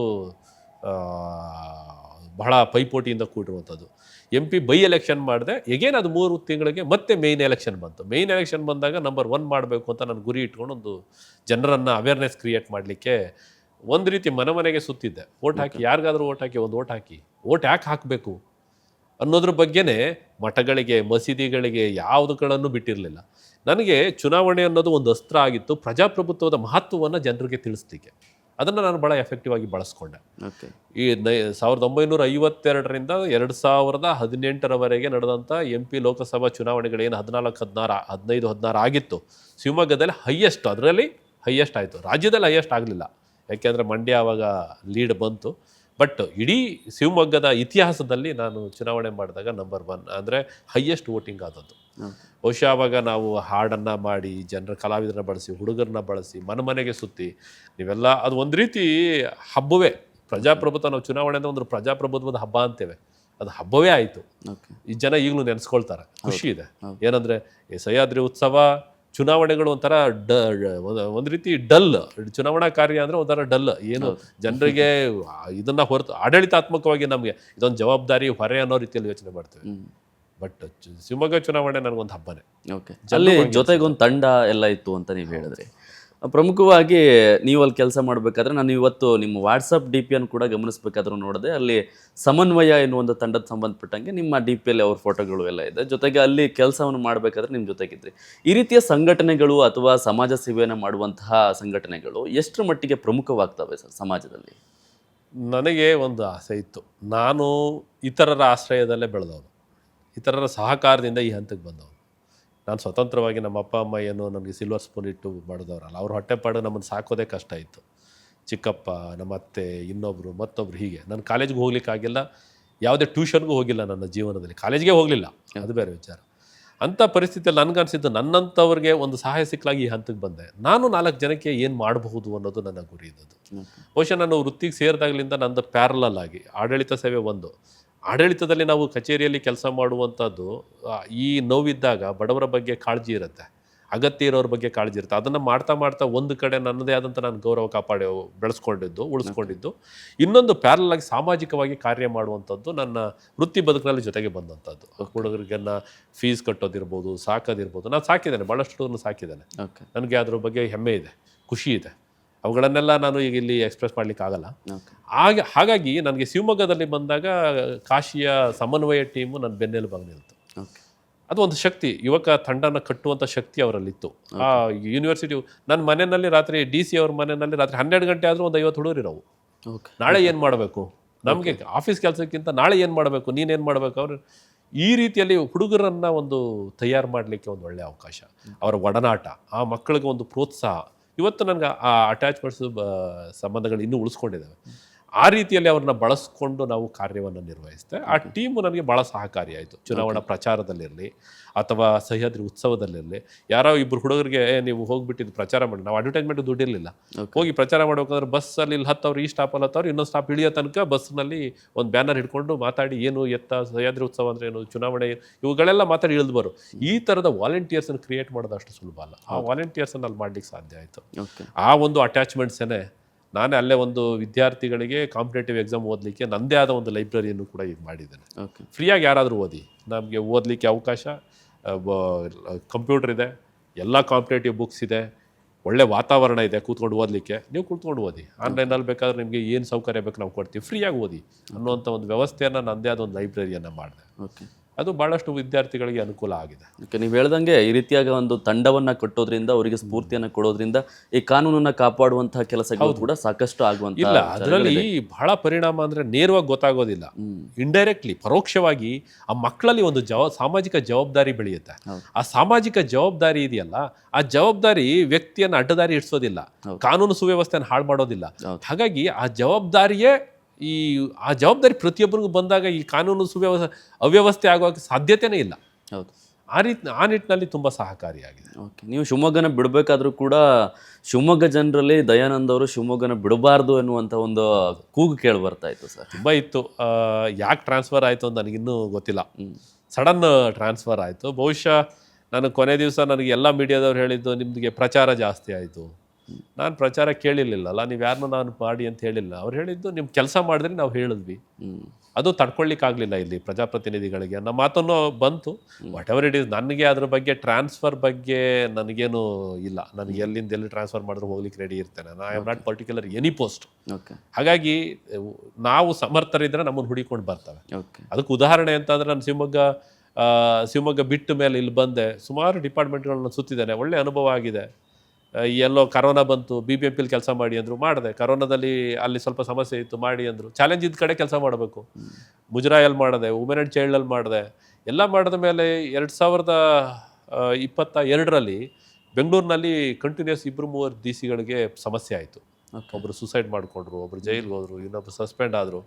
ಒಳ್ಳೆ ಡಿ ಸಿ ಬೇಕು ಅನ್ನೋ ಕಾರಣಕ್ಕೆ ಎಲೆಕ್ಷನ್ ಕಮಿಷನ್ನು ಕರ್ನಾಟಕ ರಾಜ್ಯದಿಂದ ಅನುಭವಿ ಐ ಎ ಎಸ್ ಅಧಿಕಾರಿಯ ಪಟ್ಟಿಯನ್ನು ತರಿಸ್ಕೊಂಡು ನನ್ನ ಹೆಸರನ್ನು ಫೈನಲ್ ಮಾಡಿ ರೆಕಮೆಂಡ್ ಮಾಡಿ ಹಾಕಿಸ್ತು. ಬೆಂಗಳೂರಿನ ಜಿಲ್ಲಾಧಿಕಾರಿ 2ನೇ ಬಾರಿಗೆ ನಾನು ಬಂದದ್ದು. ಹೌದು. ಮತ್ತೆ ಚುನಾವಣೆಗೋಸ್ಕರ MLA ಚುನಾವಣೆ ಮಾಡಿದೆ, MP ಚುನಾವಣೆಯನ್ನು ಮಾಡಿದೆ, ಸಕ್ಸಸ್ಫುಲ್ ಆಗಿ ಮಾಡಿದೆ. ಸೊ ಒಂದು ರಾಷ್ಟ್ರ ಮಟ್ಟದ ಚುನಾವಣಾ ಆಯೋಗ ಒಬ್ಬ ಅಧಿಕಾರಿಯನ್ನು ಗುರುತಿಸಿ ಪೋಸ್ಟಿಂಗ್ ಮಾಡೋದಿದೆಯಲ್ಲ, ಅದಕ್ಕಿಂತ ಹೆಮ್ಮೆ ಇನ್ನೊಂದಿಲ್ಲ, ಅದಕ್ಕಿಂತ ದೊಡ್ಡ ಹೆಮ್ಮೆ ಇನ್ನೊಂದಿಲ್ಲ. 2ನೇ ಬಾರಿ ಬೆಂಗಳೂರು ಜಿಲ್ಲಾಧಿಕಾರಿ ಆದಾಗ ಇನ್ನೊಂದಿಷ್ಟು ಅನುಭವಗಳನ್ನು ಹಂಚ್ಕೊಳ್ಳೋದು. ಇಲ್ಲ, ತುಂಬ ಒಳ್ಳೆಯ ಅನುಭವಗಳಾಗಿದೆ. ನಾನು ಒಂದು 2-3 ಉದಾಹರಣೆ ಕೊಡಬಹುದಾದದ್ದು. ದಿನನಿತ್ಯ ನಾವು ಕೆಲಸ ಮಾಡ್ತೇವೆ. ನನ್ನ ಒಂದು ಪದ್ಧತಿ, ಬೆಂಗಳೂರಿನ ಜಿಲ್ಲಾಧಿಕಾರಿಗಳು ಅಂದರೆ ಯಾರಿಗೂ ಕೈಗೆ ಸಿಗೋದಿಲ್ಲ, ಅಷ್ಟು ಬ್ಯುಸಿ ಇರ್ತಾರೆ. ಆದರೆ ನಾನು ಜನರು ಸಿಗಬೇಕು ಅನ್ನೋ ಕಾರಣಕ್ಕೆ ನಾನು ಬೆಳಿಗ್ಗೆ 9 ಗಂಟೆ ಬಂದರೆ ರಾತ್ರಿ ತನಕ ಜನರಿಗೆ ಅವೈಲೇಬಲ್ ಇರಬೇಕು ಅನ್ನೋದು ಒಂದು. ಎರಡನೇದು, ನಾನು ಬಂದಾಗ 5,990 ಹತ್ತತ್ರ 6,000 ಕೋರ್ಟ್ ಕೇಸ್ಗಳಿದ್ವು. 10, 15 ವರ್ಷ, 20 ವರ್ಷದ ಪೆಂಡಿಂಗ್ ಕೇಸಸ್ ಇದ್ವು. 6,000 ಕೇಸ್, 6,000 ಇದ್ವು. ಅದ್ರ ಜೊತೆಗೆ ನಾನು ಬಂದ ಸುಮಾರು 20 ತಿಂಗಳಲ್ಲಿ ಮತ್ತೆ 1,200 ಆ್ಯಡ್ ಆದವು. ಒಟ್ಟು 7,200. ಅವನ್ನೆಲ್ಲದ್ರಲ್ಲಿ ಡಿಸ್ಪೋಸ್ ಮಾಡ್ತಾ ನಾನು ಬರಬೇಕಾದ್ರೆ ಅದನ್ನು 2,900ಕ್ಕೆ ಇಳಿಸಿದ್ದೆ. ಅಂದರೆ ಹತ್ತತ್ರ 4,000 ಕೇಸ್ಗಳನ್ನು ಡಿಸ್ಪೋಸ್ ಮಾಡಿದ್ದಾನೆ. ಅಂದರೆ 10-15 ವರ್ಷಗಳಿಂದ ಜನ ಸುತ್ತವರು ಅಂಥದ್ದನ್ನೆಲ್ಲ ಡಿಸ್ಪೋಸ್ ಮಾಡಿದ್ದಾನೆ. ಸುಮಾರು 10-15 ವರ್ಷಗಳಿಂದ ವಿಶೇಷ ಆಶ್ರಯ ಯೋಜನೆ ಅಂತಿತ್ತು. ಡಿಸಿನೇ ಅದರ ಅಧ್ಯಕ್ಷರು. ಅದರಲ್ಲಿ ಹಕ್ಕುಪತ್ರಗಳನ್ನು, ಅಂದರೆ ಯಾರಿಗೆ, ಏಡ್ಸ್ ರೋಗಿಗಳಿಗೆ, ಸೆಕ್ಸ್ ವರ್ಕರ್ಸ್ಗೆ, ಬ್ಲೈಂಡ್ಸ್ಗೆ, ಫಿಸಿಕಲಿ ಹ್ಯಾಂಡಿಕ್ಯಾಪ್ಡ್ಗೆ, ಯಾವುದೋ ಮೋರಿಯಿಂದ ಇದ್ದವ್ರನ್ನ ಹೊರಕ್ಕೆ ರಿಹಾಬಿಟೇಷನ್ ಮಾಡಿದವ್ರಿಗೆ, ಈ ಸಫಾಯಿ ಕರ್ಮಚಾರಿಗಳಿಗೆ, ಈ ಥರ ಸುಮಾರು ಜಾಗ ಕೊಟ್ಟಿದ್ರು ಕೂಡ ಅವ್ರಿಗೆ ಹಕ್ಕುಪತ್ರವನ್ನು ಕೊಟ್ಟಿರಲಿಲ್ಲ. ಅವುಗಳನ್ನೆಲ್ಲ ಬೆನಿಫಿಷಿಯರಿಯನ್ನು ಆಯ್ಕೆ ಮಾಡಿ ವೆರಿಫೈ ಮಾಡಿ ಸುಮಾರು 3,500ದಿಂದ 4,000 ಜನರಿಗೆ ನಾನು ಹಕ್ಕುಪತ್ರವನ್ನು ಕೊಟ್ಟಿದ್ದೇನೆ. ನಿಮಗೆ ಒಂದು ಉದಾಹರಣೆ ತಾವು ಹೋಗಿ ನೋಡ್ಬೋದು. ಪಂತ್ರಪಾಳ್ಯ ಅಂತ ಒಂದು ಸ್ಲಮ್ ಇತ್ತು ಇಲ್ಲಿ. ಅಲ್ಲಿ ನೈಸ್ ರೋಡು ಹೋಗೋದು ಇತ್ತು. ಅದನ್ನು ಸ್ಲಮ್ಮನ್ನು ರೀಲೊಕೇಟ್ ಮಾಡೋದು ಹೇಗೆ ಅಂತ ಕೊನೆಗೆ ನೈಸ್ ಅವ್ರನ್ನ ಬಂದು ಗಲಾಟೆ ಮಾಡಿ ಎಲ್ಲ ಅವನ್ನ ಕರೆಸಿ ಎಲ್ಲ ಮಾತಾಡಿ ಸರ್ಕಾರದ ₹1 ವೆಚ್ಚ ಇಲ್ಲದೇ ನೈಸ್ ಅವರಿಂದನೇ 2 ಎಕರೆ ಜಾಗ ಕೊಟ್ಟು ಅವ್ರಿಗೆಲ್ಲ ಒಂದು ಸೀಟ್ ಮನೆಗಳೇ ಎಲ್ಲನೂ ರೀಲೊಕೇಟ್ ಮಾಡಿ ಮನೆಗಳನ್ನು 180 ಮನೆಗಳನ್ನು ಮಾಡಿ ಅವ್ರಿಗೆ ಲೈಟು ಕರೆಂಟು ವಿತಿನ್ 2 months. ಅವ್ರಿಗೆ ಹೇಳ್ತಾರೆ, ಸರ್ ಇದನ್ನು ನಮಗೆ ಕಟ್ಕೊಳ್ಳಿ ಅಂತ ಜಾಗ ಕೊಟ್ಟು ನಾವು ಇಷ್ಟು ಮನೆಗೆ ಲೈಟು ನೀರು ಎಲ್ಲಿ ಬರುತ್ತೆ ನಮ್ಮಲ್ಲಿ ಅಂತ. ಆ ಥರದ ಕೆಲವು ಅನುಭವಗಳು ನನಗೆ ಭಾಳ ಖುಷಿ ಕೊಟ್ಟಿದೆ. ಮತ್ತು ಸ್ಲಮ್ಗಳನ್ನು ನನಗೆ ಆದ್ಯತೆ ವಲಯ. ನೀವು ಸ್ಲಮ್ಗಳಿಗೆ ಹೋಗಿ ನೋಡಿಬಿಟ್ರೆ ಬಹುಶಃ ಅವರಷ್ಟು ಕಷ್ಟದಲ್ಲಿ ಬಹಳ ನಿಕೃಷ್ಟವಾದ ಜೀವನ ನಡೆಸ್ತಾ ಇರೋರು ಇನ್ಯಾರೂ ಅಲ್ಲ. ನಾನು ಯಾವಾಗಲೂ ಹೇಳ್ತಿರ್ತೇನೆ, ನಾನು ಎಲ್ಲನೂ ಅಧಿಕಾರಿಗಳು ಕರೆದು ಬೈಬೇಕಾದ್ರೆ ಒಂದು ಸ್ಲಮ್ಗೆ ಹೋಗಿ ನೋಡ್ರಿ, ಎಷ್ಟಿರುತ್ತೆ, 100 ಅಡಿ ಗಂಟೆ 100 ಅಡಿ ಒಂದು ಅರ್ಧ ಎಕರೆ ಜಾಗದಲ್ಲಿ ಒಂದು 100 ಮನೆ ಇರುತ್ತೆ. ಅದರಲ್ಲಿ ಹುಡುಕೊಂಡು ಹೋದರೆ ಹೆಣ್ಮಕ್ಳನ್ನು ಶಿವಮೊಗ್ಗದಲ್ಲೇ ಸ್ಟಡಿ ಮಾಡಿದ್ದಾನೆ. ಒಂದು 15ರಿಂದ 20 ವರ್ಷದ ಹೆಣ್ಮಕ್ಳು ಏನಿಲ್ಲ ಅಂದರೂ ಒಂದು 30-40 ಹೆಣ್ಮಕ್ಳು ಸಿಗ್ತಾರೆ. ಅವರು ಸ್ನಾನಕ್ಕೆಲ್ಲ ಹೋಗ್ತಾರೆ, ಟಾಯ್ಲೆಟ್ಗೆಲ್ಲ ಹೋಗ್ತಾರೆ. ನಮ್ಮ ಹೆಣ್ಮಕ್ಳಾದರೆ ಯಾವ ಸ್ಥಿತಿಲಿ ಇರ್ತಿದ್ವಿ ಅನ್ನುವಂಥದ್ದು ಇದೆಯಲ್ಲ, ಅದು ಕಲ್ಪನೆ ಮಾಡಿಕೊಂಡ್ರೆ ಅಸಾಧ್ಯ. ಅದರಿಂದಾಗಿ ನಾನು ಸುಮಾರು ಒಂದು 120 ಎಕರೆಗಿಂತ ಹೆಚ್ಚು ಜಾಗವನ್ನು ನಾನು ಸ್ಲಮ್ ರೀಲೊಕೇಶನ್ ಕೊಟ್ಟಿದ್ದೇನೆ. ಸ್ಲಮ್ ಬೋರ್ಡ್ಗೆ ಹ್ಯಾಂಡ್ ಓವರ್ ಮಾಡಿದ್ದೇನೆ. ಇದು ಒಂದು 20 ತಿಂಗಳಲ್ಲಿ ನನ್ನ ಆದ್ಯತೆ ಕರ್ತವ್ಯಗಳದು. ಗೌರ್ಮೆಂಟ್ ಲ್ಯಾಂಡನ್ನು ಬಿಡಿಸಿದ್ದೇನೆ. ಈ ಥರದ ಒಂದಷ್ಟು ಕೆಲಸಗಳು, ಚುನಾವಣೆಯನ್ನು ಯಶಸ್ವಿಯಾಗಿ ನಿರ್ವಹಿಸಿದ್ದೇನೆ. ಮತದಾರ ಪಟ್ಟಿ ಪ್ರಾಬ್ಲಮ್ ಇತ್ತು, ಅದನ್ನು ರೆಕ್ಟಿಫೈ ಮಾಡೋಕ್ಕೆ ಪ್ರಯತ್ನ ಮಾಡಿದ್ದೇನೆ. ಈ ಥರದ ಕೆಲಸಗಳು ನನಗೆ ಭಾಳಷ್ಟು ಖುಷಿ ಕೊಟ್ಟಿದೆ. ಈಗ ಪ್ರಸ್ತುತವಾಗಿ ನೋಂದಣಿ ಮಹಾಪರಿವೀಕ್ಷಕರು ಮತ್ತು ಮುದ್ರಣ ಇಲಾಖೆ ಆಯುಕ್ತರಾಗಿ ಕೆಲಸವನ್ನು ಮಾಡ್ತಾ ಇದ್ದಾರೆ. ಏನು ಈ ಇಲಾಖೆಯ ಕೆಲಸ ಸರ್? ಇದು ಸಹಜವಾಗಿ ಸಬ್ ರಿಜಿಸ್ಟ್ರಾರ್ ಆಫೀಸ್ ಅಂದ ತಕ್ಷಣ ಜನರಲ್ಲಿ ಒಂದು ನೆಗೆಟಿವ್ ಥಾಟ್ಸ್ ಬರುತ್ತೆ. ಭಾಳ ಕರಪ್ಟ್ ಆಫೀಸ್ ಅಂತ. ಇದು ಸಹಜ. ಸಬ್ ರಿಜಿಸ್ಟ್ರಾರ್ ಆಫೀಸ್ ಅಂದರೆ ದುಡ್ಡಿಲ್ದೇ ಏನೂ ನಡೆಯಲ್ಲ. ದುಡ್ಡು ಕೊಟ್ಟರೆ ಯಾರ ಜಮೀನು ಯಾರು ಬೇಕಾದ್ರೂ ಮಾಡಿಬಿಡ್ತಾರೆ. ಒಂದು ಕಾಮನ್ ಟಾಕ್ ಏನಪ್ಪ ಅಂದರೆ ವಿಧಾನಸೌಧ ಬೇಕಾದ್ರೆ ರಿಜಿಸ್ಟರ್ ಮಾಡಿಕೊಟ್ಬಿಡ್ತಾರೆ ಅಂತ. ನೀವು ಸಿನಿಮಾಗಳಲ್ಲೂ ನೋಡಿದ್ರಿ, ಎಲ್ಲ ನೋಡಿದ್ರಿ. ಈ ಇಲಾಖೆ ಕರ್ತವ್ಯ ಅಂದರೆ ಸಬ್ ರಿಜಿಸ್ಟ್ರಾರ್ ಆಫೀಸ್ ಇದೆ. 294 ಸಬ್ ರಿಜಿಸ್ಟ್ರಾರ್ ಆಫೀಸ್ ಇದೆ ಕರ್ನಾಟಕದಲ್ಲಿ. ಅಲ್ಲಿಯ ಜನ ಅಲ್ಲಿ ಹೋಗಿ ತನ್ನ ಜಮೀನನ್ನು ಮಾರಾಟ ಮಾಡೋದಿದ್ರೆ, ಕೊಂಡುಕೊಳ್ಳೋದಿದ್ರೆ, ಇನ್ಯಾವುದೋ ಮಾರ್ಟಿಗೇಜ್ ಮಾಡೋದಿದ್ರೆ, ಗುತ್ತಿಗೆ ಅಗ್ರಿಮೆಂಟ್ ಮಾಡ್ಕೊಳ್ಳೋದಿದ್ರೆ ನೋಂದಣಿ ಮಾಡುವಂಥದ್ದು ನಮ್ಮ ಇಲಾಖೆಯ ಕರ್ತವ್ಯ. ಅಷ್ಟಕ್ಕೆ head IGR, inspector general of registration ಅಂತ ನಾವು ಇರ್ತೇವೆ. ಇದು 1 ಲೆವೆಲ್ ವರ್ಕ್ ಅಷ್ಟೇ. ಯಾವುದು ರಿಜಿಸ್ಟ್ರೇಷನ್ ಮಾಡಿಸ್ಕೊಂಡು ಹೋಗ್ತಾರೆ. ಅದರಲ್ಲಿ ಯಾರು ಬೇಕಾದ್ರೂ ಮಾಡ್ಬೋದು. ರಿಯಲ್ ಎಸ್ಟೇಟ್ ಮಾಫಿಯಾಗಳು ಇಲ್ಲೀಗಲ್ ಡಾಕ್ಯುಮೆಂಟ್ ಕ್ರಿಯೇಟ್ ಮಾಡಿ ಯಾರ್ಯಾರ್ದೋ ಜಮೀನು ಯಾರ್ಯಾರೋ ರಿಜಿಸ್ಟರ್ ಮಾಡಿಸ್ಕೊಂಡಿರೋದು ಉಂಟು. ನಾನು ಇಲ್ಲಿ ಬಂದ ನಂತರದಲ್ಲಿ ನನ್ನಿಂದ ಆಗಿದೆ ಅಂತ ನಾನು ಹೇಳೋದಿಲ್ಲ. ಯಾಕೆಂದರೆ ನಾನು ಬರೋದಕ್ಕಿಂತ ಮುಂಚೆಯಿಂದನೂ ನಮ್ಮ ಮುಖ್ಯವಾಗಿ ನಮ್ಮ ಸಚಿವರು, ನಮ್ಮ ಕಾರ್ಯದರ್ಶಿಗಳು, ಇವರೆಲ್ಲ ಒಂದು ಕನಸು ಇದು ಏನಾದರೂ ಮಾಡಿ ಸರಿಪಡಿಸ್ಬೇಕು ಅನ್ನೋ ಒಂದು ಪ್ರಯತ್ನದಲ್ಲಿದ್ದರು. ಅದಕ್ಕೆ ಅವರು ನಾನು ಬರಬೇಕಾದ್ರೂ ಅದೇ ಕಾರಣ, ನಮ್ಮ ಮಿನಿಸ್ಟ್ರು ಕೂಡ ನನ್ನನ್ನು ಅದನ್ನೇ ಕೇಳಿದ್ದು, ಇದೊಂದು ಇಂಟಿಗ್ರೇಷನ್ ಮಾಡಬೇಕು, ಬರ್ತೀಯಾ, ಪೂರ್ಣ ಪ್ರಮಾಣದಲ್ಲಿ ಇರ್ತೀಯಾ ಡಿ ಸಿ ಬಿಟ್ಟು ಬಂದು ಅಂತ. ಆಯಿತು, ನಾನು ಬಂದು ಮಾಡ್ತೇನೆ ಅಂತೇಳಿ ಒಪ್ಕೊಂಡು ಬಂದೆ. ಓಕೆ. ಈಗ ಇಂಟಿಗ್ರೇಷನ್ ಅಂತ ಮಾಡಿದ್ವಿ. ಏನು, ನಿಮ್ಮ ಪಹಣಿಗಳೆಲ್ಲ ಭೂಮಿನಲ್ಲಿರ್ತವೆ, ಅದೊಂದು ಸಾಫ್ಟ್ವೇರ್, ಭೂಮಿ ಅನ್ನೋದು ಸಾಫ್ಟ್ವೇರ್. ಓಕೆ. ನಮ್ಮದು ಕಾವೇರಿ 2 ಅನ್ನೋದು ನಮ್ಮ ಸಾಫ್ಟ್ವೇರ್, ರಿಜಿಸ್ಟ್ರೇಷನ್ ಸಾಫ್ಟ್ವೇರ್. ಅದಕ್ಕೂ ಇಂಟಿಗ್ರೇಟ್ ಮಾಡಿದ್ದೇವೆ. ನಾನು ಏನಾದರೂ ಒಂದು ಭೂಮಿಯನ್ನು ರಿಜಿಸ್ಟರ್ ಮಾಡಬೇಕು ಅಂದರೆ ಅಲ್ಲಿ RTCಯನ್ನು ಫೆಚ್ ಮಾಡ್ತೇನೆ. ಅಂದರೆ ಗ್ರೌಂಡ್ ಟ್ರೂತ್, ಅಂದರೆ ರಿಸೋರ್ಸ್ ಟ್ರೂತ್ ಇರುವಂಥ ಒಂದು ಸತ್ಯವಾದಂಥ ಮಾರ್ಗ ಅದು. ಯಾರೋ ಬಂದು ಒಂದು RTC ಇದೆ ತಗೊಳ್ಳಿ ಸರ್ ಮಾಡಿ ಅಂತ ಹೇಳಿದ್ರೆ ಮಾಡಲ್ಲ. ಹಿಂದೆ ಆಗ್ತಾ ಇತ್ತು, ಅದು ಈಗಾಗಲೇ ಭಾಳ ವರ್ಷದಿಂದ ನಡ್ಕೊಂಡು ಬರ್ತಾ ಇತ್ತು, ಬಟ್ ಎಫೆಕ್ಟಿವ್ ಆಗಿ ಆಗ್ತಿರ್ಲಿಲ್ಲ. ಅದರ್ಸ್ ಅಂತ ಒಂದು ಆಪ್ಷನಲ್ಲಿ ಏನು ಬೇಕಾದ್ರೂ ಮಿಸ್ಯೂಸ್ ಮಾಡ್ತಿದ್ರು. ಅದನ್ನು ನಿಲ್ಲಿಸಿದ್ವಿ, ಓನ್ಲಿ ಭೂಮಿಯಿಂದ ತಗೊಳ್ಳೋಂಥದ್ದು.